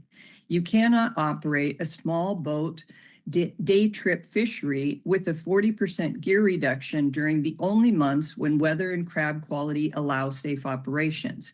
You cannot maintain world-class quality standards when arbitrary closure threats prevent business planning and investment. Commercial fishing contributes over $500 million in personal income to Oregon annually, with Tillamook County representing a significant portion of that economic activity. These are not numbers that can be replaced through tourism or other sectors. This is foundational economic infrastructure. In Tillamook County, the Dungeness crab fishery is the most valuable species economically, generating $3.08 million in ex-vessel value during the successful 27-28 season. This is not abstract economic data. This represents mortgage payments, groceries, school supplies, and family stability for hundreds of Tillamook County families. The communities of Garibaldi, Bay City, Rockaway Beach, Manzanita, Nehalem, and Pacific City depend heavily on commercial fishing. These are not large cities with diverse economies. They're small coastal towns where fishing, families, processors, marine suppliers, and related businesses form an interconnected economic web. When processors close, the impacts cascade throughout Tillamook County. Fishing families lose not just income, but also markets for their catch. Even if they could afford to continue fishing, there would be nowhere to sell their crab. Processor employees lose family wage jobs in communities with fewer alternative employment options. Marine suppliers, fuel docks, repair shops, and gear suppliers lose their customer base.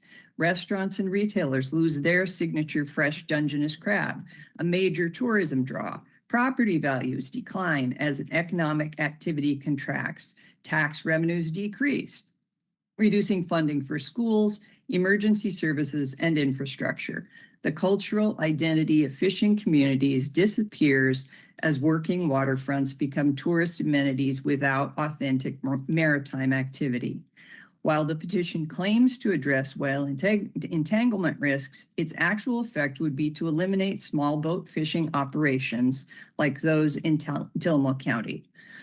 Pop-up ropeless gear systems cost $50,000 to $200,000 per vessel. Garibaldi's small boat fleet includes vessels often valued at less than these retrofit costs.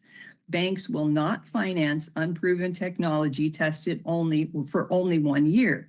Family operations lack capital reserves for self-financing. The result is not adaptation, it's elimination of family scale operations and consolidation to wealthy corporate operators. Pop-up gear has not been proven reliable in Oregon's specific ocean conditions, particularly in the challenging shallow water dynamic conditions of Tillamook Bay. Gear retrieval failures would be catastrophic for small boat operators working on thin margins. Lost gear means lost catch, lost income, and potentially lost vessels for families who cannot absorb major financial losses. The petition provides no insurance mechanism, no compensation for equipment failure, and no recourse for fishermen whose livelihoods are destroyed by mandated but unproven technology. The petition mandates a 40% gear reduction starting April 1st. For Garibaldi's small boat fleet, April through June represents the critical fishing window. Weather is most favorable. Crab quality is highest and market prices are premium.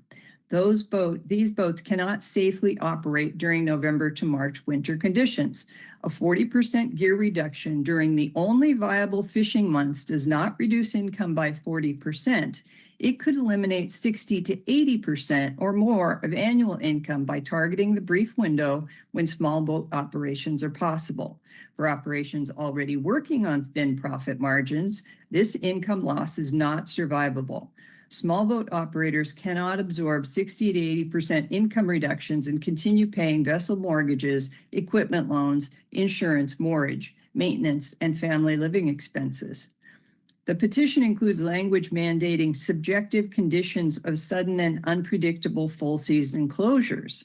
This provision alone would destroy Garibaldi's fishing industry, even if no closures ever occur. No bank will finance a vessel subject to an arbitrary closure. No processor will commit to supply contracts with uncertain availability. No young person will enter a fishery that can be shut down without notice or clear criteria.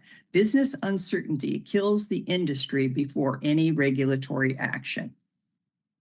The humpback whale population along the Oregon coast has increased by over 8% annually in recent scientific studies. This population growth demonstrates that the current collaborative management between ODFW and the commercial fishing industry is achieving conservation objectives while sustaining fishing communities.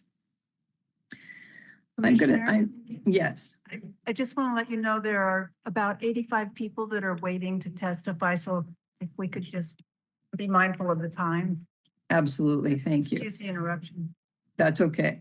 So I'm skipping ahead to my request for action on behalf of Tillamook County's 27,000 residents, the fishing families of Garibaldi, Bay City, and our coastal communities, the world-class small boat fleet that has earned international recognition for quality. I respectfully and urgently request that you reject this petition in its entirety. It's economically catastrophic, scientifically questionable, discriminatory against small boat operators, and procedurally inappropriate. I request that you maintain ODFW's current science-based adaptive management approach developed through collaborative management with Oregon Fisheries. Require comprehensive economic impact analysis before considering any major rule changes affecting the commercial crab industry, including specific assessment of impacts on small boat fleets, processing facilities, and economic challenged counties like Tillamook. I request that you require Oregon-specific evidence demonstrating that the current collaborative management measures are insufficient, and that you ensure meaningful consultation with Oregon's fishing industry, including small boat operators, before implementing any new restrictions that would disproportionately impact artisanal quality-focused fisheries, and recognize that small boat, family-scale fishing operations represent Oregon's fishing heritage and produce the highest quality product. Regulations that favor large corporate operations over small family businesses undermine the character and sustainability of Oregon's fishery. So I thank you for your consideration and for your time. Thank you. Thank you.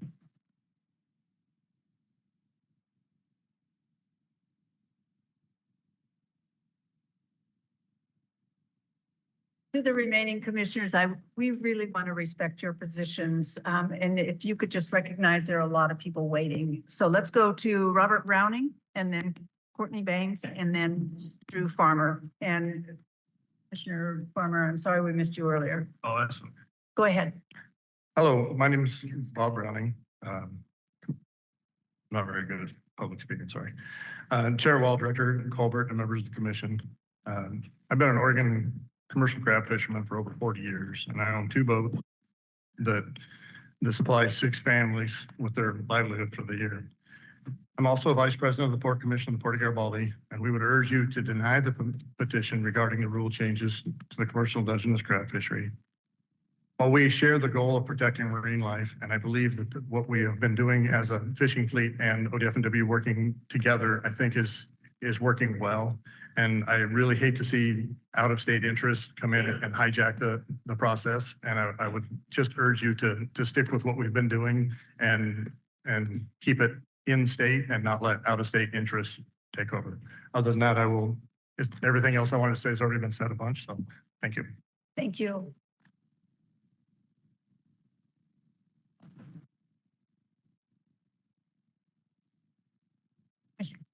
Chair and Commissioners, thank you. My name is Courtney Banks, Clatsop County Commissioner, District 4, and Senate candidate.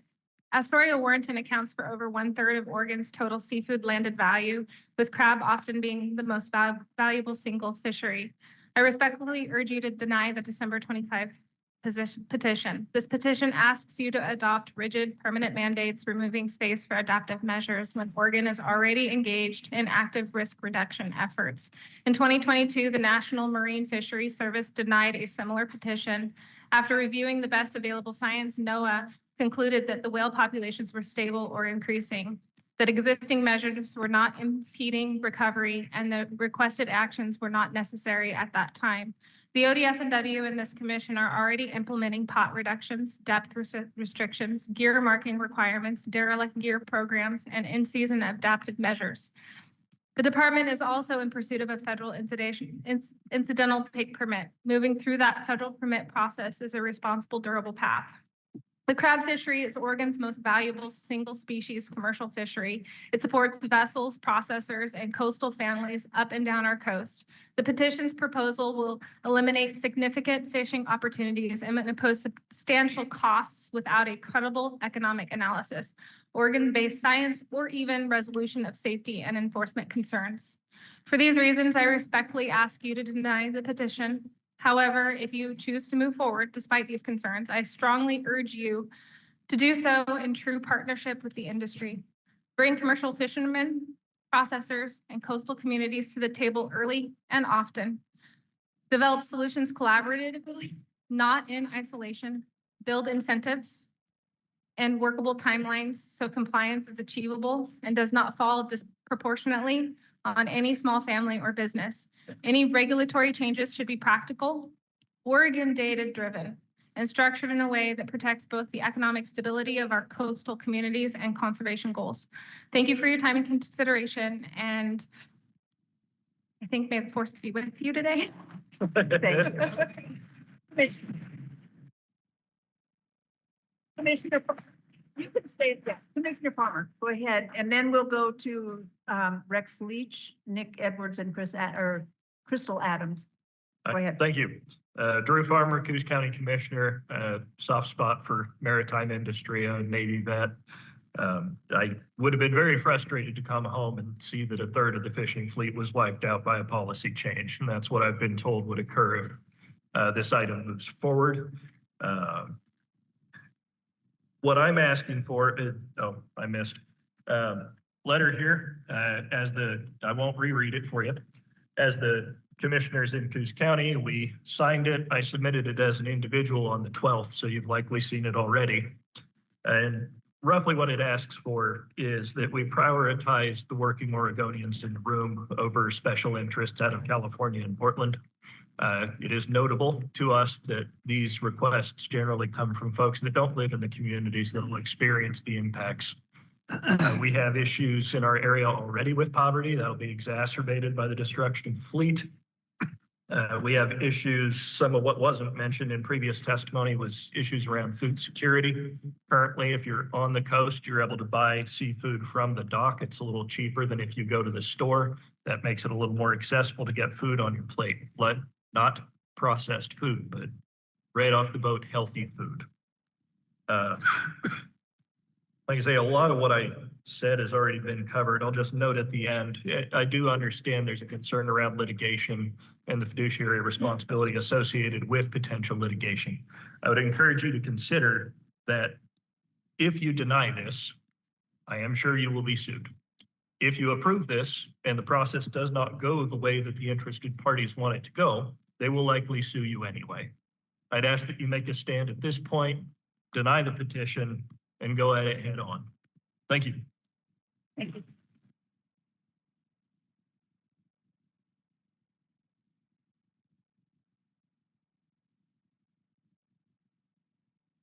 Well, they're coming up. The next people after these three are Stuart, Schutz, Ben and Dicknap, and Kenneth Dixon. Go ahead. I think I was first up. Chair Wall, Director Colbert, Commissioners, I'm Rex Leach for the record, Goose Bay, Oregon. I've been a commercial fisherman for 47 years.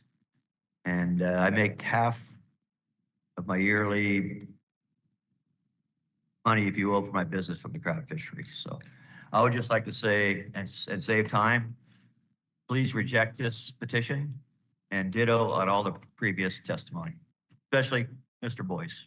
Thank you. Thank you.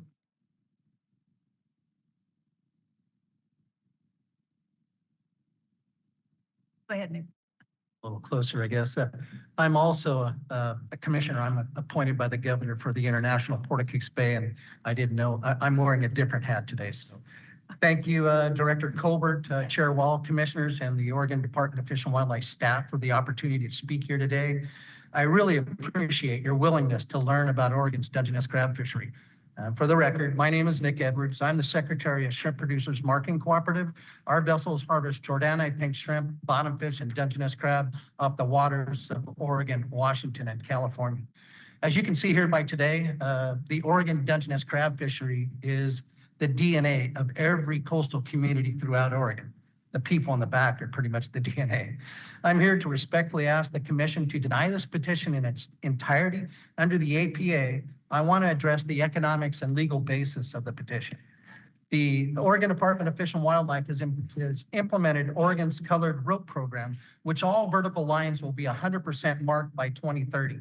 The economic impact for that rope is $21.2 million, which we will eventually throw away with the discussion of pop-up gear. The cost of pop-up gear, pot haulers, longline rope, and new pots is another $64 million to the fishery.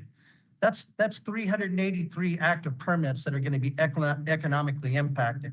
In your packet, the National Marine Fisheries Service denial letter from CBD, the petition letter requested that the National Marine Fisheries Service utilize its authorities under the Endangered Species Act and the Marine Mammal Protection Act.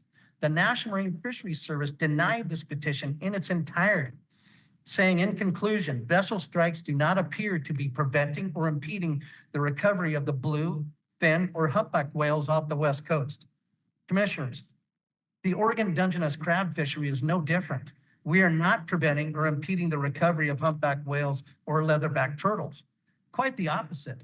We have a success story. The humpback whales have almost doubled in the last 6 years. We are not California. Oregon embraces its commercial fishing industry and its coastal communities. Please vote no to this petition and let ODF&W and staff and industry do their work. Thank you.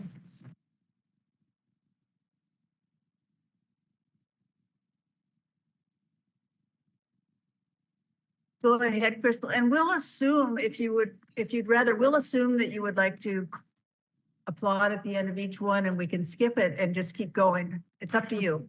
Go ahead, Crystal.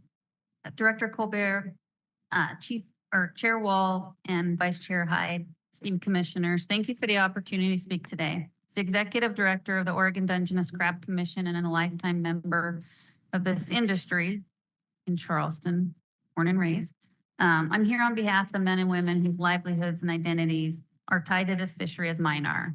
The fleet has already proven it's willing to adapt to risk reduction, protect marine life.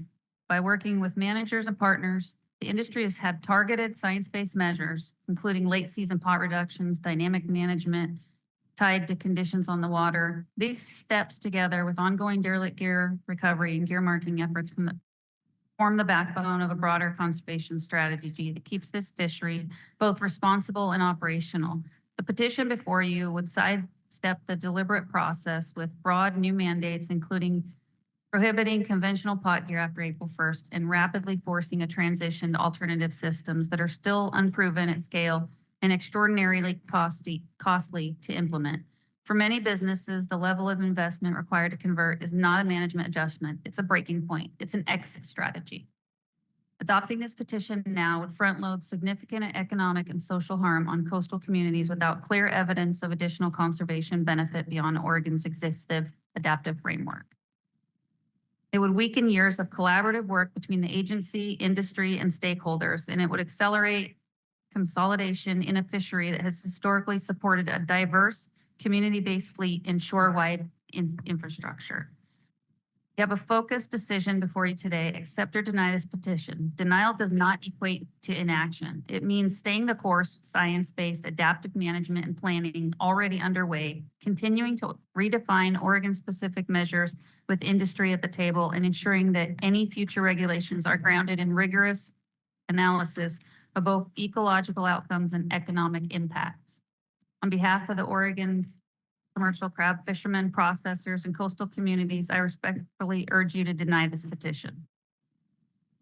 Thank you. Ben and Ticknap and Tonette Dixon, and then the next three are Carrie Silva, Alex Boley, and Kevin Campion.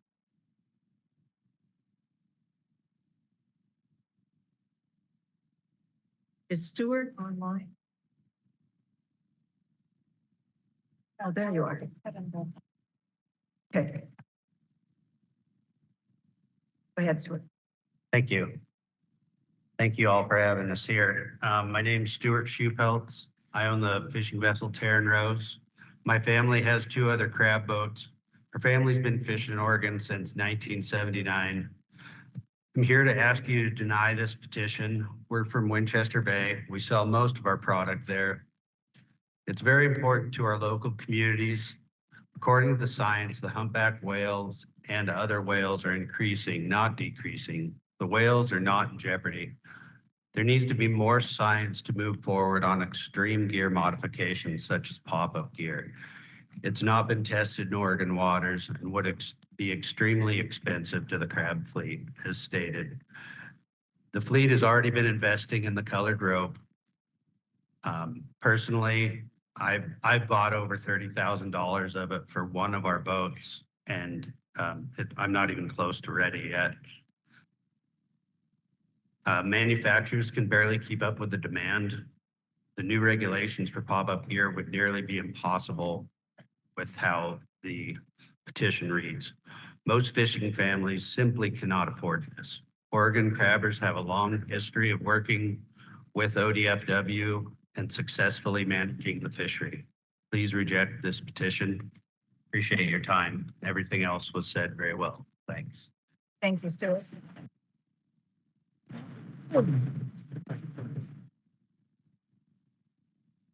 Thank you, Chair Wall, members of the commission. I am Ben Enticknap. I'm the fisheries director with Oceana. It's a pleasure to be here today.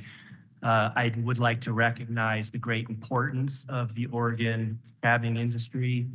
It is clearly a very important industry to the people and businesses of the state, but we have a serious and increasing problem with whale entanglements in Oregon Dungeness crab gear. So we developed this petition to be based on the science and responsive to this increasing whale entanglement problem. And we're urging the commission to accept this petition, allow for rulemaking that is consistent with the best available science, the technology, and adaptive management. In just this past 2 years, there were 7 whales entangled in Oregon Dungeness crab gear.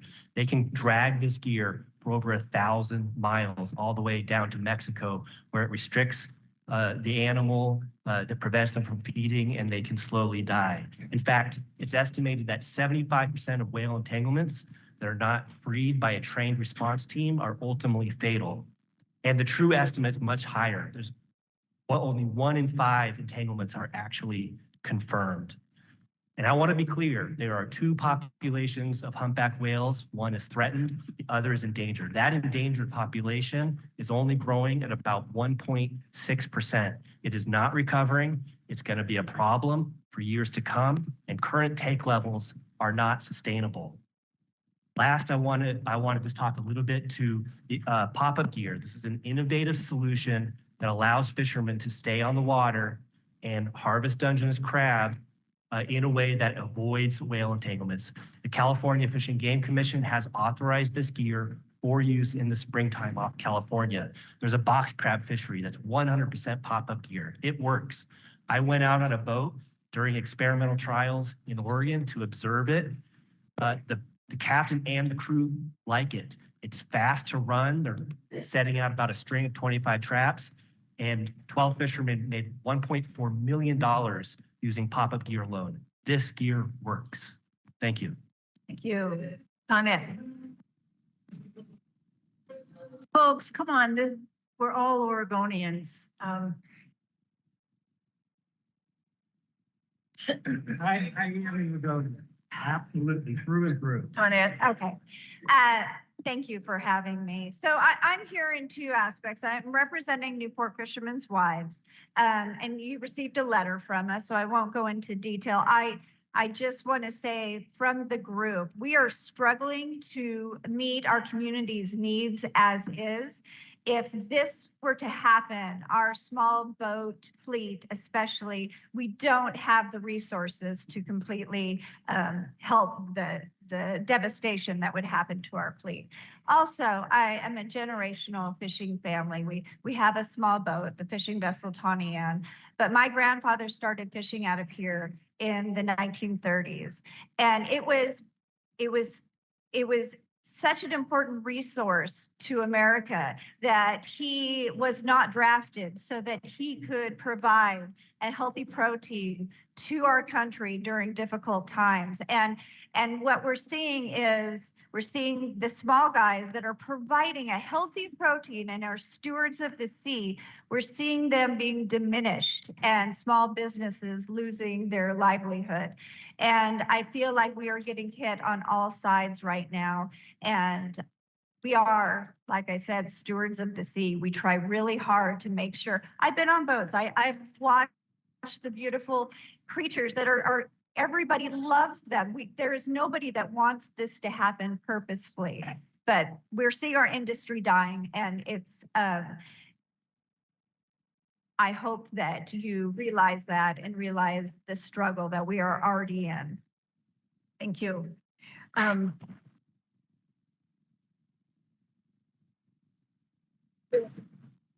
We'll go next. Quick question? Yeah.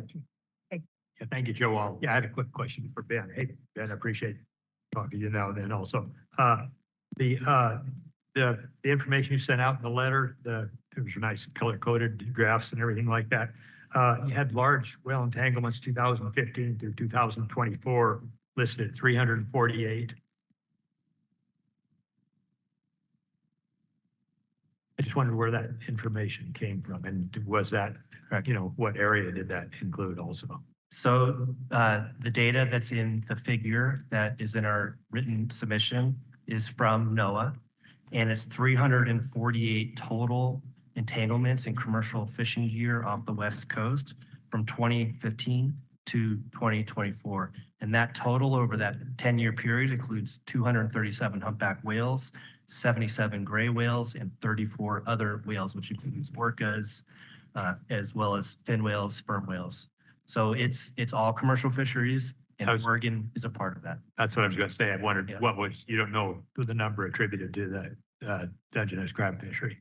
Well, because of the lack of gear marking until just recently, about half is unknown. It can't be confirmed back to a particular fishery. So that's why that line marking is really important. but about a third we know is from Dungeness crab fisheries on the West Coast. And it's those vertical lines. Thank you. Yeah, I hadn't seen those numbers anywhere else. Thank you very much. Thank you. Then we'll move on to Carrie Silva, and then we have two people who are online, Alex Boley and Kevin Campion. And then the next three after that are Lori Steele, Chelsea Rydell, and Julian Seth. So go ahead, Carrie. Thank you. Good afternoon, Madam Chair, Director, and Commissioners. Thank you for the opportunity to comment on the petition submitted on December 11th, 2025. My name is Carrie Silva, co-owner of the fishing vessel Jeanette Marie out of Charleston. We're a multi-generational fishing family with 44 years in the industry and 24 in Oregon Dungeness crab fishery. There's no question that Oregon crabbers support whale conservation and efforts to reduce entanglements. A healthy ocean is vital to our livelihood. Fishermen have long contributed to those efforts. The key question is whether this petition is evidence-based, proportional, and ready for implementation. From an operational standpoint, repeated changes before existing measures, such as the multi-state line marking regulations, have had a chance to take effect to create instability, especially for small family-owned operations like ours. Since November of 2024, we have invested approximately $20,000 in Oregon-compliant, color-specific rope to begin meeting the required regulations, with an additional $30,000 upon completion, all in good faith. After already invested in compliance under current regulations, the additional costs now being proposed are extraordinary. The petitioners are now expecting fishermen to comply with an additional requirements, including pop-up gear, which would add between $850,000 and $1 million to my business. The level of cost would displace prior investments and create serious financial strain on fishing families. These are not hypothetical risks. These are real decisions made trusting the regulatory process. Shifting rules after compliance breeds uncertainty, not because fishermen are unwilling to comply, but because we have already stepped forward under the regulations that were put in place. Along with my written comments already submitted, I respectfully urge the Commission to deny this petition before adding further regulatory and financial burdens upon families participating in the Oregon Dungeness crab fishery. Thank you for your time. Thank you, Carrie.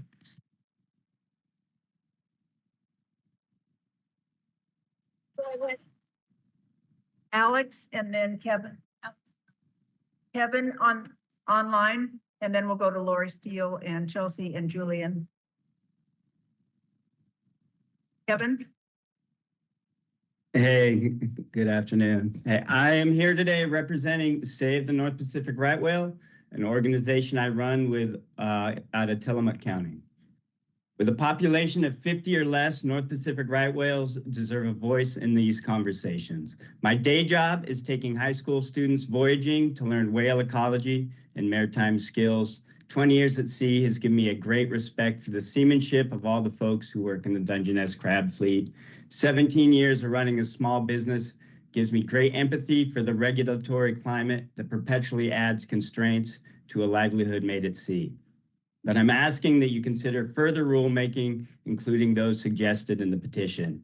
The existing regulation do not prevent entanglement off our coast. This past year has shown the immediacy of the problem.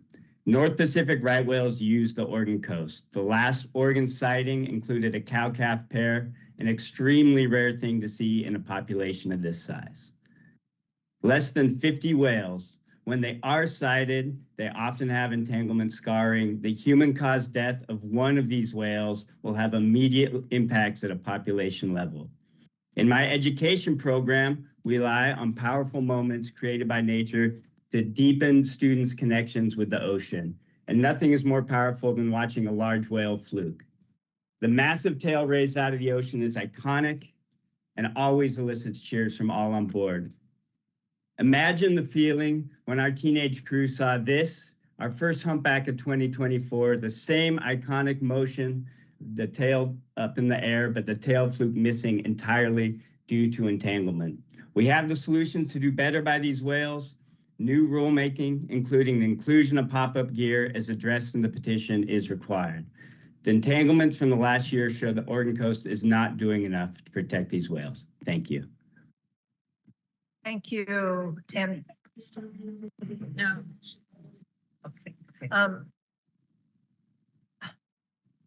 Lori, go ahead, and then we'll have Chelsea and Julian.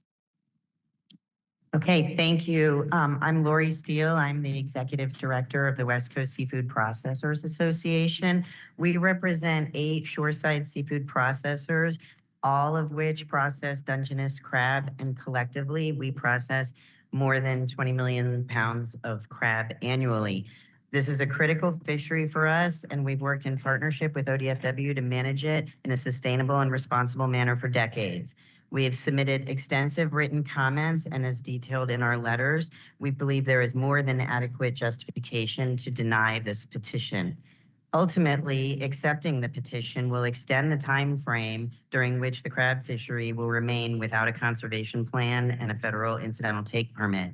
We believe strongly the best way to reduce the risk of entanglement is to continue implementing incremental changes to the fishery under a management system that is adaptable and responsive to changing conditions, and one that encourages gear innovation through experimental fisheries and cooperative research. The petitioner's demands run counter to all of this. The petitioner's demands would hamstring the agency, cripple the industry, bypass the public process, and eliminate the flexibility and adaptability we have in our management system. I want to acknowledge the good work that went into the staff summary and emphasize how important our partnership with ODFW is. We value this more than anything, and moving forward, we want to preserve the agency's authority and ability to work with the industry on science-based planning and responsive management. The petitioner's arguments highlight their fundamental misunderstanding of the crab fishery and the complex management framework under which it operates. Managing this fishery in a responsible manner requires balancing conservation, marine mammal protection, economic viability, and public benefit, considerations that demand expertise and regulatory precision along with strong engagement with the industry. ODFW is qualified to perform this role. We must preserve this authority and the process through which we are already seeing success. Thank you. Chelsea? Thank you. Good afternoon, Madam Chair and Commissioners. My name is Chelsea Riddell, and I am speaking to you today on behalf of Pacific Seafood. We are a third-generation family-owned and operated business that was founded in Oregon in 1941. We rely on a healthy, sustainable Dungeness fishery. It is our single most valuable fishery on the West Coast, and Oregon is an essential part of that. We offload and process crab at our Charleston and Newport locations, with additional offloading stations along the coast in Brookings, Garibaldi, and Warrenton. Just in Oregon alone, we employ over 800 team members during crab season and accept deliveries from around 100 independent family vessels down the coast, in addition to our own 10 vessels. Pacific Seafood believes in making fisheries management decisions based on the best available scientific information. We also believe that a healthy humpback whale population and a healthy Dungeness crab fishery can both coexist. The decision before you today is not an either-or choice. We believe this petition is duplicative and disregards ODF&W's ongoing work to reduce entanglement risk. Acceptance of the petition would disrupt and further delay the incidental take permit process that is ongoing with NMFS and is essential to bring the fishery into compliance under ESA. Most of the petition elements, including forced gear changes or mandated closures, would threaten the stability of our processing plants and the vessels we support, reverberating impacts across families and communities that rely on a thriving fishing industry. In conclusion, Pacific Seafood supports ODF&W to continue with ongoing work to mitigate entanglement risks, but urges the Commission to deny the petition. Oregonians can have both healthy whale populations and a healthy Dungeness fishery. Thank you. Thank you. Is Julian Sapp in the room? Then we'll go to, are you Julian? After that, we'll go to Jared Margolis, Ken Sund, and Tara Brock. Go ahead, Julian. Hi. Name's Julian Seth Whitsted. Good afternoon. Thank you for taking the time to listen this afternoon. I'm a commercial fisherman. I own and operate a commercial crab vessel, Patricia Ann, out of Astoria, Oregon. Here today to respectfully urge the commissioners to deny this petition for the sake of me and my business and many other fishermen that have operations like mine, so that we can continue to stay in business. For the sake of time, I just want to touch on the pop-up gear issue and why that is so logistically impractical for my business and other small vessels like mine. Number one, the expense associated with the pop-up gear is very high, and we have a lot of expense in this fishery to begin with, and a lot of us are still paying off our vessels. I'm 44 years old. I've worked my whole life to be able to buy into this fishery, and I'm still making a boat payment at this point, and to have to invest in expensive gear that is most likely not going to work where I fish. It's just, I mean, I don't know if I'd be able to stay in business. The reasons the pop-up gear poses such a problem where we fish, me and many of my other fellow fishermen, is the Columbia River has massive tidal exchanges every 6 hours, and we have massive amounts of current, and you mix that with the adverse weather conditions of the Pacific Northwest, and it creates massive sediment movements on the bottom of the ocean floor where we fish, and it's very lucrative crab grounds there. Some of the most lucrative crab grounds on the West Coast. We harvest hundreds of thousands of pounds out of these grounds and have been for years and years. And if we were not able to fish those grounds due to pop-up gear getting buried underneath the sand when these storms and this currents come together, which is every year, we're looking at a huge economic loss and very lucrative grounds that, like I said, we've fished year after year and been successful in. So I'm just urging you to please deny this petition. Let us continue to work with our managers and our fellow fishermen to try and mitigate the risk of entanglements. And we're really trying our best. So I appreciate the time. Thanks. Thank you.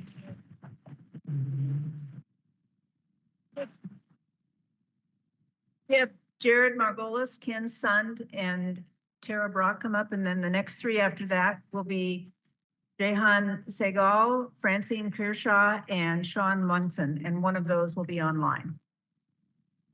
So go ahead. Good afternoon, Chair Wall and commissioners and staff. My name is Jared Margolis, and I'm a senior attorney at the Center for Biological Diversity, one of the petitioning organizations here. Please hold your booze till the end. The recent whale entanglements in Oregon from Dungeness crab fishing gear really highlight the urgent need for improved regulations. And our petition proposes several regulations that are informed by the best available science. The key here is, and there's been some talk about how this would derail or slow down the incidental take permit process, the Habitat Conservation Plan process. I want to make an important point here. That process requires the impacts to be minimized and mitigated to the maximum extent practicable. That is exactly what these regulations are intended to do. So if you're going to comply with the Endangered Species Act through that Habitat Conservation Plan process, you have to consider these specific regulations as being the most important to reduce the impacts to the maximum extent practical. You've also heard a bit about a petition that was filed by the center previously that was denied, and you've been told that that's a basis for denying this petition. I want to be very clear. That is an older petition based on older science. It had nothing to do with fishing gear. It was only about vessel traffic and vessel strikes. It was a petition specific to reducing the speed of vessels. It had nothing to do and has no support for denying the petition here. This is a process that the public is allowed to participate in to propose different rules that we believe would be necessary to protect endangered species that are being harmed by this fishing gear. These are regulations, these are actions that have been looked at in California that have been proven to work. And we really urge you to grant our petition, to initiate a rulemaking consistent with that petition in order to be in compliance with the federal laws that apply here, the Endangered Species Act and the Marine Mammal Protection Act. And if you don't take these actions, then there are issues there with compliance with those federal laws that need to be addressed. And this is, we believe, one way to do that through, and there's been talk about threats of litigation. We're not here threatening litigation. We are here trying to propose rules to work with the fishery to try to figure out how to make this work within the confines of federal law. Thank you. Thank you, Jared. Go ahead. Now you can boo. Thank you. Thank you, Chair Wall and commissioners. My name is Tara Brock, and I'm the legal director with Oceana. We are also one of the groups petitioning here today. And while we very much appreciate the work of the department over the last several years in an attempt to submit and get a final conservation plan approved so that the state of Oregon can receive an incidental take permit, more than 5 years later, we still have not done so. And our organization has participated in the Oregon Entanglement Advisory Committee and tried to inform those rules along the way and the development of that conservation plan. And we do respect that work, but we are still at a place where currently the continued authorization of this fishery violates the Federal Endangered Species Act and the Federal Marine Mammal Protection Act. And if the current level of take continues, it is not clear that Oregon can be granted an incidental take permit because the number of observed humpback whale entanglements exceeds the negligible impact threshold for a single fishery for humpback whales. That is why it's critical that we reduce in the number of entanglements occurring by aligning our risk reduction measures with the best available science and providing a pathway for solutions to remove vertical lines in the water. So today we ask the Commission to accept this petition and direct the department to initiate rulemaking consistent with the petition and the best available science, and to continue to work with NOAA Fisheries to ensure that entanglements are reduced to a level that we can receive an incidental take permit. The current measures are not sufficient, and based on the description of the proposed rulemaking this year, it does not appear that that rulemaking would be sufficient either. So thank you. Thank you, Tara. The next three are Jehan Segal, Francine Kershaw, Sean Munson. If those, well, two of those will come up and the third one is online. I'm going to try one more time. If we can support everyone in this conversation, we're going to be in these conversations for several years. So I would just ask your indulgence to give other people the same chance that you want when you come up. Thank you. Go ahead. Hi, thank you. My name is Sean Siegel, and I'm a recent graduate from the Lewis and Clark Environmental Law Master's Program. And I'm a long-term Oregon resident, and I helped to develop this rulemaking petition in my time as a law clerk at Oceana. I'm requesting that the Commission accept this petition. In developing this language, we obviously wanted to meet our conservation goal of reducing and eliminating whale entanglements and other marine mammal entanglements, but we also wanted to preserve fishing opportunities and not overcomplicate the regulations that are in place. We have three main priorities in drafting this language. We want to make the existing regulations actually effective. We wanted to craft an emergency response measure, and we wanted to create a legal pathway for pop-up gear. We know that there are already lots of restrictions in place, but they're obviously not having their intended effect in preventing entanglements as we are seeing those numbers rise. So we built on the existing framework, creating more effective measures based on science without overcomplicating things. With regards to our new proposed rules, we recognize the need for an emergency response program. And so we looked at California's Indigenous Crab Risk Assessment and Mitigation Program, which has a great goal, but has had a lot of administrative issues. And so we tried to learn from that and develop these rules instead that will serve that same really important purpose of having an emergency response program while being realistic and clear and providing as little burden as possible for those implementing it. Long-term, that being said, we really do see pop-up gear as the solution here since it entirely eliminates entanglement risk. And so in these rules, we want to help create a legal and regulatory pathway for its implementation. These rules, to be clear, are not requiring anyone to use pop-up gear, but they're making a legal pathway for it to be an opportunity in the future for those who want to participate in it. I really believe these measures are necessary and will be effective in their implementation. And I hope you can see that as well. Thank you. Sean. Did we get? Okay, just thank you. I'm just double checking. Insund is not in the room, right? Okay, then let's go ahead. Francine, if you could go ahead, and then Sean Munson. Thank you. Good afternoon, Chair Wall and Commissioners. My name is Francine Kirscher. I'm a senior scientist with NRDC, one of the organizations that submitted the petition. I'm also a member of the State's Entanglement Advisory Committee. The persistent number of entanglements in Oregon crab gear over the last several years indicates that the current management measures are inadequate and that there is an urgent need for rulemaking that considers a broader scope of management alternatives capable of more effectively addressing this problem. I'd like to emphasize again that there are two populations of ESA-listed humpback whales present in Oregon waters, and these two populations are not the same size and are not growing at the same rate. The threatened mainland Mexico population is larger and growing relatively rapidly, which may be one reason we are seeing more humpback whales in Oregon waters. However, in stark contrast, the smaller endangered Central America population is growing at 1.6% a year at the most and could be stable or even declining. As the Central America population is showing little to no sign of recovery, the need to reduce mortalities to below the PBL level of 3.5 whales per year is not going to resolve itself anytime soon. New rulemaking that expands the scope of management measures under consideration is needed to reduce mortality to sustainable and legal limits for this population.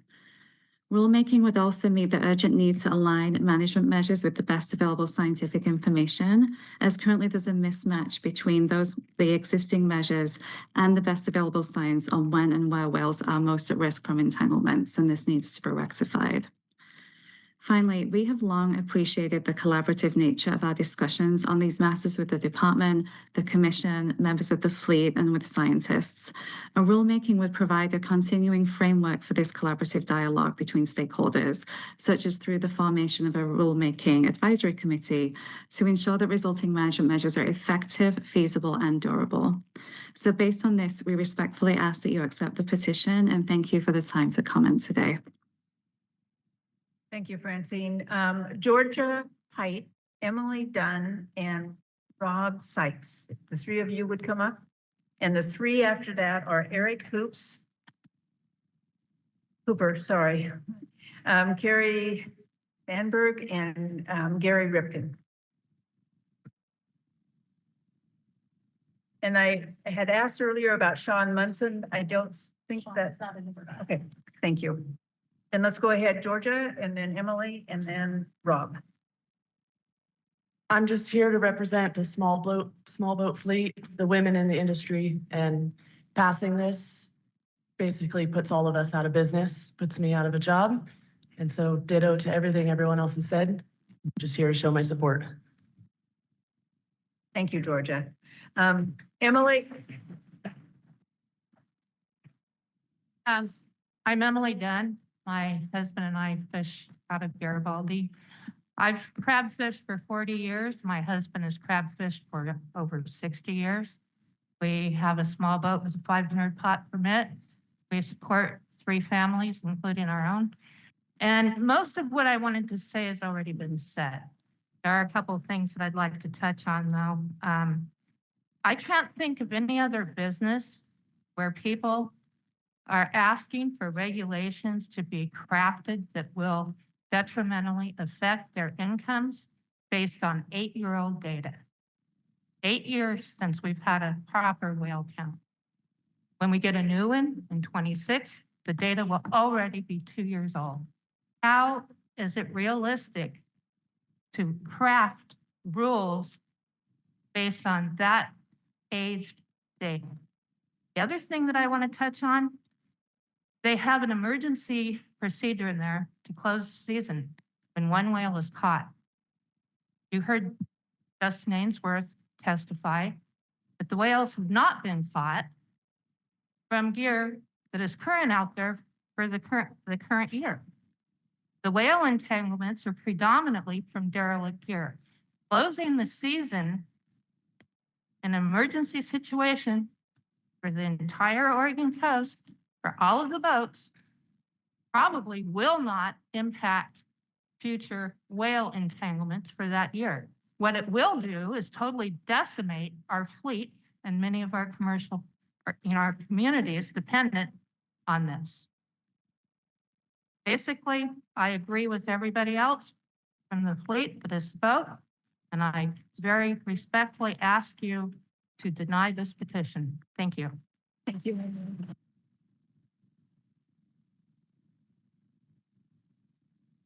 Ed Brock. Chair Wall, Director Colbert, and members of the commission. My name is Rob Seitz. I'm a crab fisherman from Astoria. My family and I own the fishing vessel South Bay, and we also have a little fish and chip joint in Astoria. Two of our kids work with my wife in the restaurant, and one of our kids works on the boat with me. Altogether, we employ about 12 people in Astoria and pay them enough so they can afford to live there. I respectfully ask you to deny this petition. And the reason why I think the fishing industry and you guys and the other managers have a long history of working together for conservation wins. I think back to the collapse of the groundfish back in the early 2000s. I mean, we had to make a lot of sacrifices and learn how to fish different, but 14 species were considered overfished and they're all rebuilt now. I remember in the shrimp fishery, bycatch was a big problem. And we worked with ODF and W to figure out a solution and implement it and make it work. And now with the excluders and LED lights, we're 99.5% clean. So I would just ask that we could continue this history we have of working together for conservation wins and reject this petition from these out-of-state, out-of-state organization with this extreme agenda. Thank you.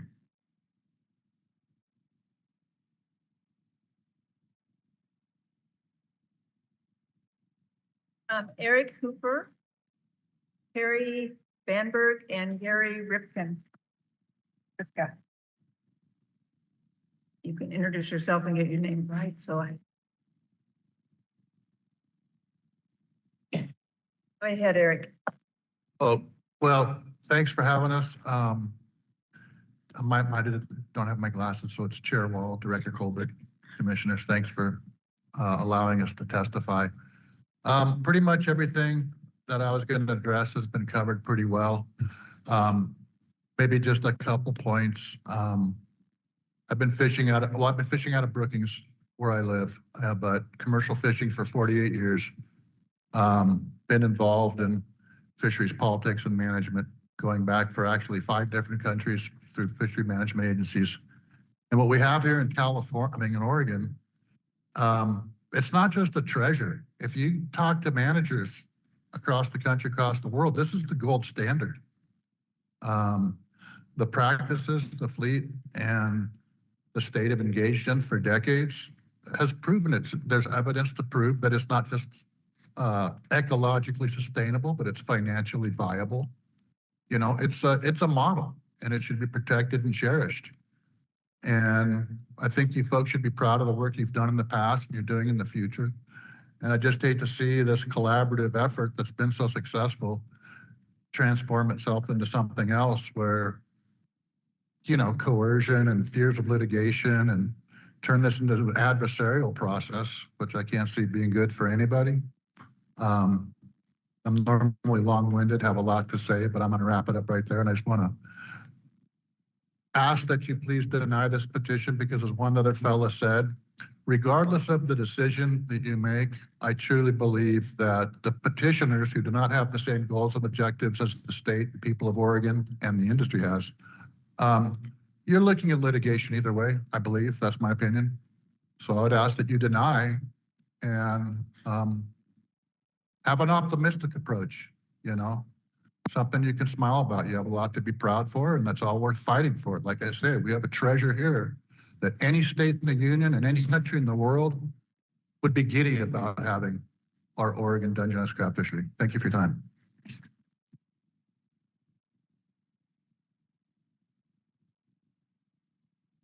Go ahead, Gary, and then Gary. And then after that, we'll have Eric Rickenstein, Laura Anderson and Jared Reeves.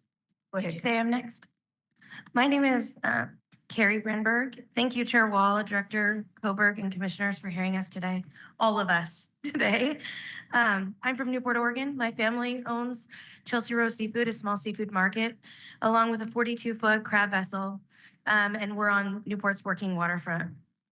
I've spent most of my career as a seafood broker, primarily in the live Dungeness crab market, supporting seasonally more than 150 Oregon crab vessels through independent work. I'm speaking today because this petition threatens not just my family business, but my community and my cultural way of life. Dungeness crab fishing in Oregon is an economic lifeline for these families and communities up and down the Oregon coast. Some may say it even contributes to over a third of the economic development in our coastal communities of Oregon. Our fishery is about much more than money.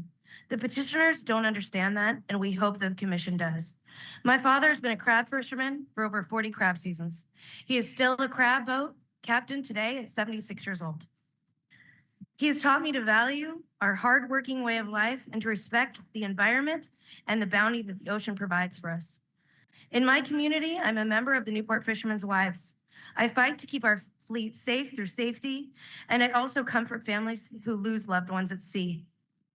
As a member of the Oregon Coast Crab Association, I'm fighting for common sense, collaborative management that will keep our fisheries viable and accessible to all for generations.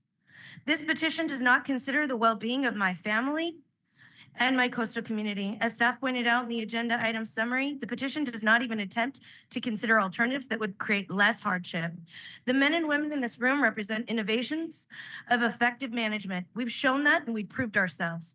Any change would be accomplished responsibly through proven science and not the exaggerated, unproven data and numbers and straight up threats presented by environmental extremists today.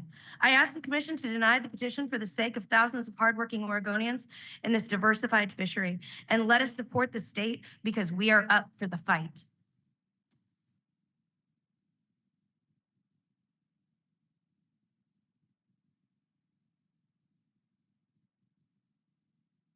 My name is Gary Ripka. Thank you, Chairman Walls and the commissioners. My name is Gary Ripka. I've been a Dungeness crab fisherman on the Oregon coast for over 45 years. I have the Tabitha and the Genoa. I'm president of the Oregon Coast Crab Association, representing 150 permit holders, processors, captains, and families that rely on Dungeness crab to make a living. I'm here because this petition threatens to put us out of business. I'm asking you to reject this petition, and here's why. This petition doesn't rely on science. What we are doing is working. Together, we have created and managed the most sustainable crab fishery in the world. This petition demands untested pop-up gear that's never been proven in Oregon waters. That gear costs small vessels over $300,000 to outfit. Larger vessels, we're looking at $1 million. We can't afford that. But here's what really concerns me. On page 19, gives an out-of-state group the power to shut down the entire crab fishery based on faulty science and subjective criteria. Think about that. California groups who don't live here, don't fish here, don't depend on this, get to close us down. Not ODFW, not the commission, not the people we worked with in good faith for generations. We've made adjustments, we've worked, we've already made investments, we've done everything you've asked. We're the experts, and the reason this fishery is sustainable. We view this petition as our spotted owl. Commissioners, we know the position this puts you in. Get sued by out-of-state activists or stand with Oregon fishing families and coastal communities. I need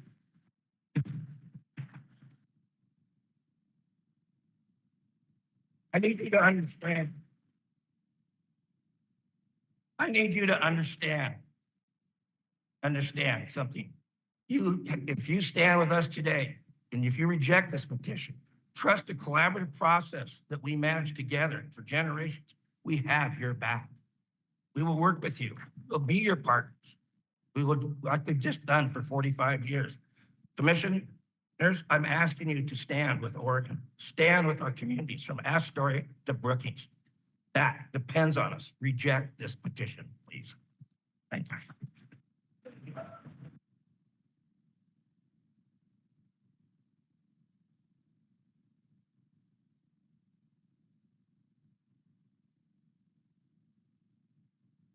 Let's go next to Eric Brickenstein, Laura Anderson, Jared Reeves. And the three after that, Jeffrey Molfino, Kurt England, and Patrick McSullivan.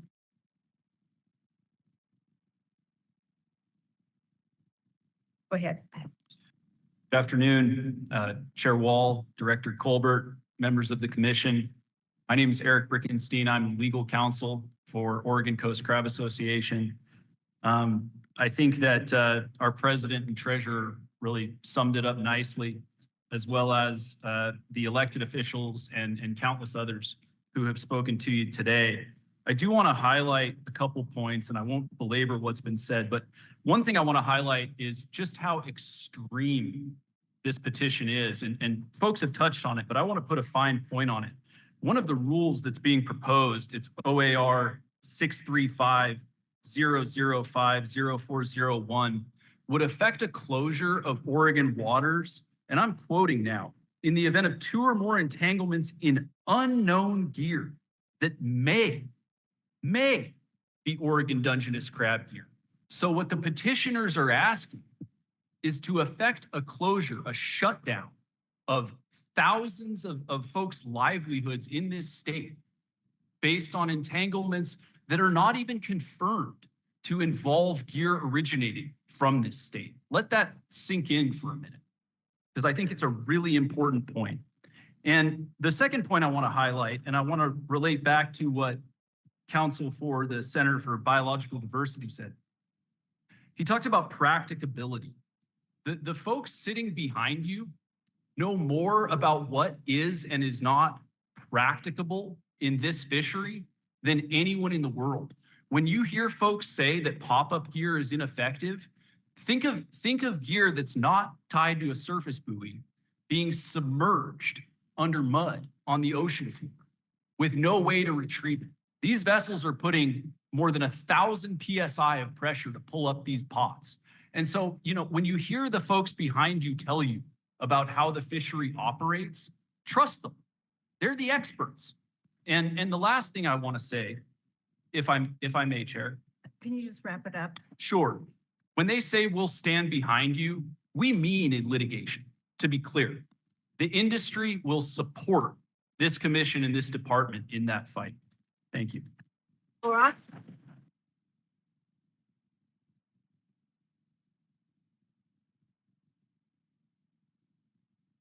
Go ahead, Laura. Thank you, Chair Wall, Director Colbert, and members of the commission. My name's Laura Anderson, and I sit before you today as a former ODFNW commissioner. I sat on that side of the room from 2012 to 2018. And I know what it's like to sit in your seats and carry decisions like this. And I know what it's like to sit there for like 10 hours. It's a lot. But it's hard and it does matter. I come to you today to ask you to deny this petition. And it's really about process for me, having been a commissioner. Denying this petition keeps Oregon in the driver's seat. It preserves this department's authority and it keeps all these stakeholders at the table. And it allows the solutions that are already in process to continue to evolve in real time. As stated, the people in this room, the fishermen, the scientists, ODFNW staff, port leaders, policymakers, we are the keepers of the coast. We live here, we work here. And there's a lot of talk about out-of-state interests. They absolutely have a right to participate in this process too. The ocean is here for all of us, but they shouldn't be driving the bus. Approving this petition would be a step in the wrong direction. So let's do it on Oregon's terms and stay in the driver's seat. And I want to thank you for your service, knowing how long these days can be. Just please vote your conscience. We have some of the best managed fisheries in the world, and trust these people who live here at the coast. Vote for the Oregon way. Thank you.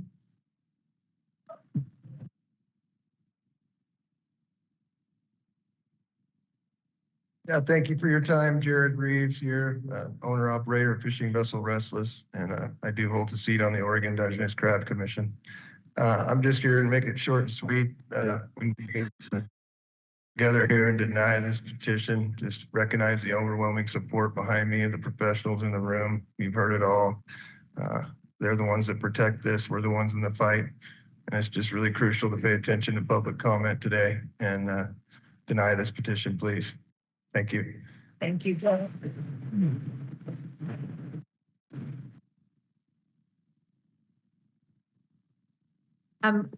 Jeffrey Molfino, Kurt England, Patrick Sullivan, and then we'll have three more, and then we're going to take a short break, and then come back for the second half. Jeffrey. Director Colbert, Chair Wall, commissioners, and fellow members of our industry in attendance.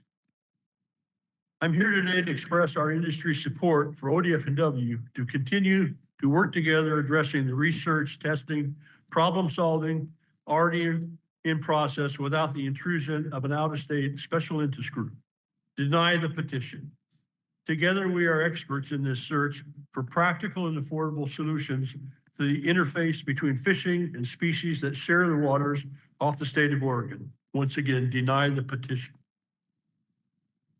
Today, the matter is an illustration of a case of black and white. One group is involved in a historic and generational endeavor rooted in conservation. This group is made up of the actual experts whose factual knowledge is gained by daily hands-on exposure to the ocean and the ever-changing conditions there. Not theories and assumptions crafted to support a desired outcome rather than live and work in the middle of the science. The other group is only concerned with furtherance of their agenda without regard to reality or the negative impact of their crusade they intend to force on others. They create from whole cloth the evidence they need to support their premise. No facts, just storyline they believe justifies their attack on others. They are rushing to implement their plans in Oregon with unproven solutions based on assumptions and beliefs rather than actual facts.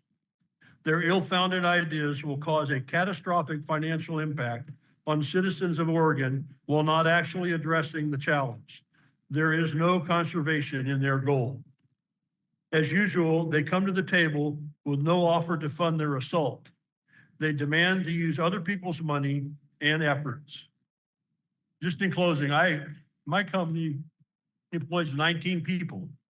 We buy from 50 to 60 boats every year. This will destroy us. Please vote no.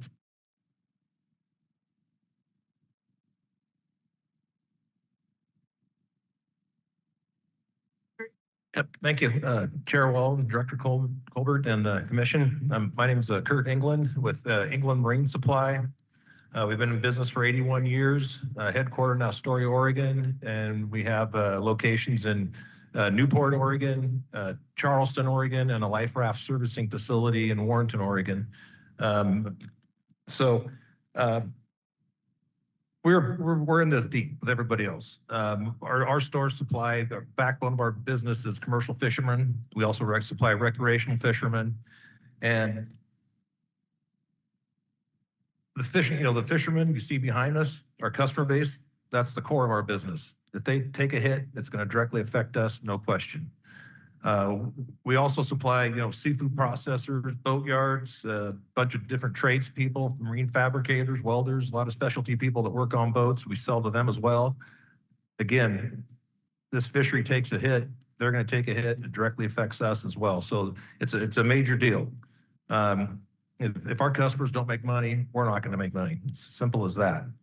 The petition, filed by environmental groups, it's going to be very devastating to the coast, and it's not just our business and the fisheries directly, but it's in a small coastal community. It affects everybody down to who's sponsoring the local baseball team. So it's a big deal.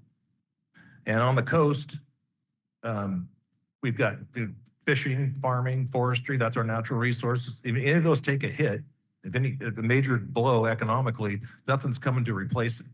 Intel's not coming to the coast to go set up a factory and employ people. It's not happening. And tourism's great, but that won't sustain the loss to our core industries. So in closing, I encourage you to make a decision based off the facts and not get caught up in the sentiment. Don't be bullied by out-of-state environmental groups, and do what's right for the hardworking people of Oregon that pay Oregon's taxes, and deny the petition. Thank you.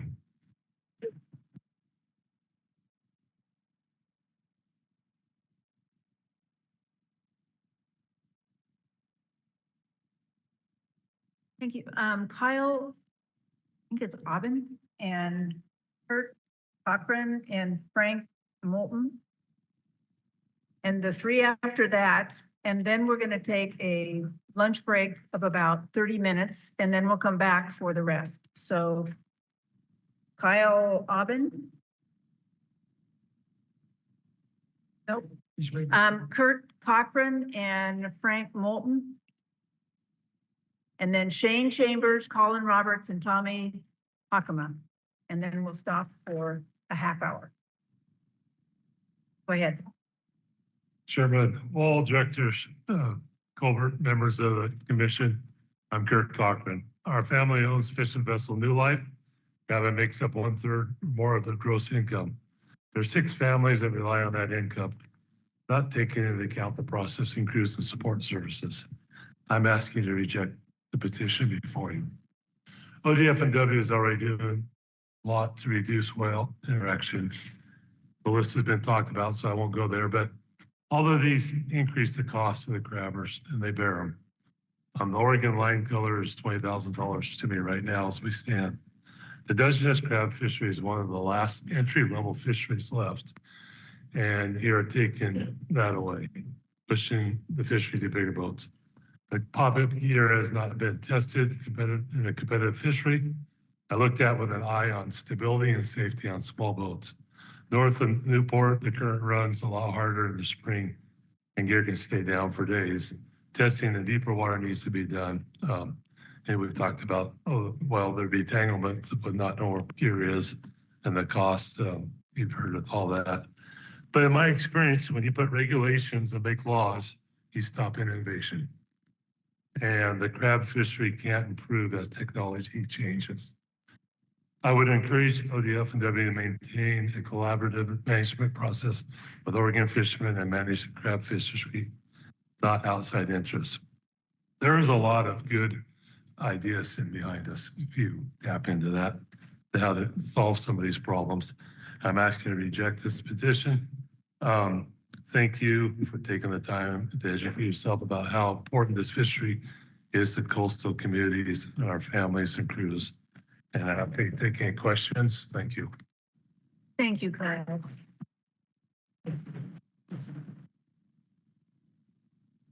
Just checking, Kurt Cochran or Frank Moulton? That was, oh, Kurt, sorry. The other Kyle wasn't. What? Nothing. It's okay, I just got the wrong name, sorry. Shane Chambers, Colin Roberts, Tommy Hakama. 2 of you are here. Come on up.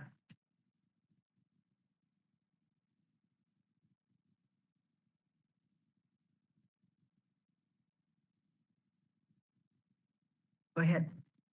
Hello, yes, my name is Shane Chambers. I'm the owner operator of the fishing vessel Cape Sebastian. I didn't realize all my peers were so intelligent. Did you guys? Pretty good conversation here today. So instead of just echoing everything that they're saying, I'd just like to ask you to deny this position. I'll just leave it at that. Thank you. Thank you. Go ahead. Colin Roberts. I own and operate the Aurora Maid out of Brookings, Oregon. Pretty much what Shane said, it's all been said really well so far. So we just ask that you deny the petition. Thank you. And thank you both. Thank you both for your brevity as well. We'll take a half-hour break. Elizabeth Hooper, Sean Landlin, and Josh Whaley when we come back. So those will be the three we'll start with. So reconvene at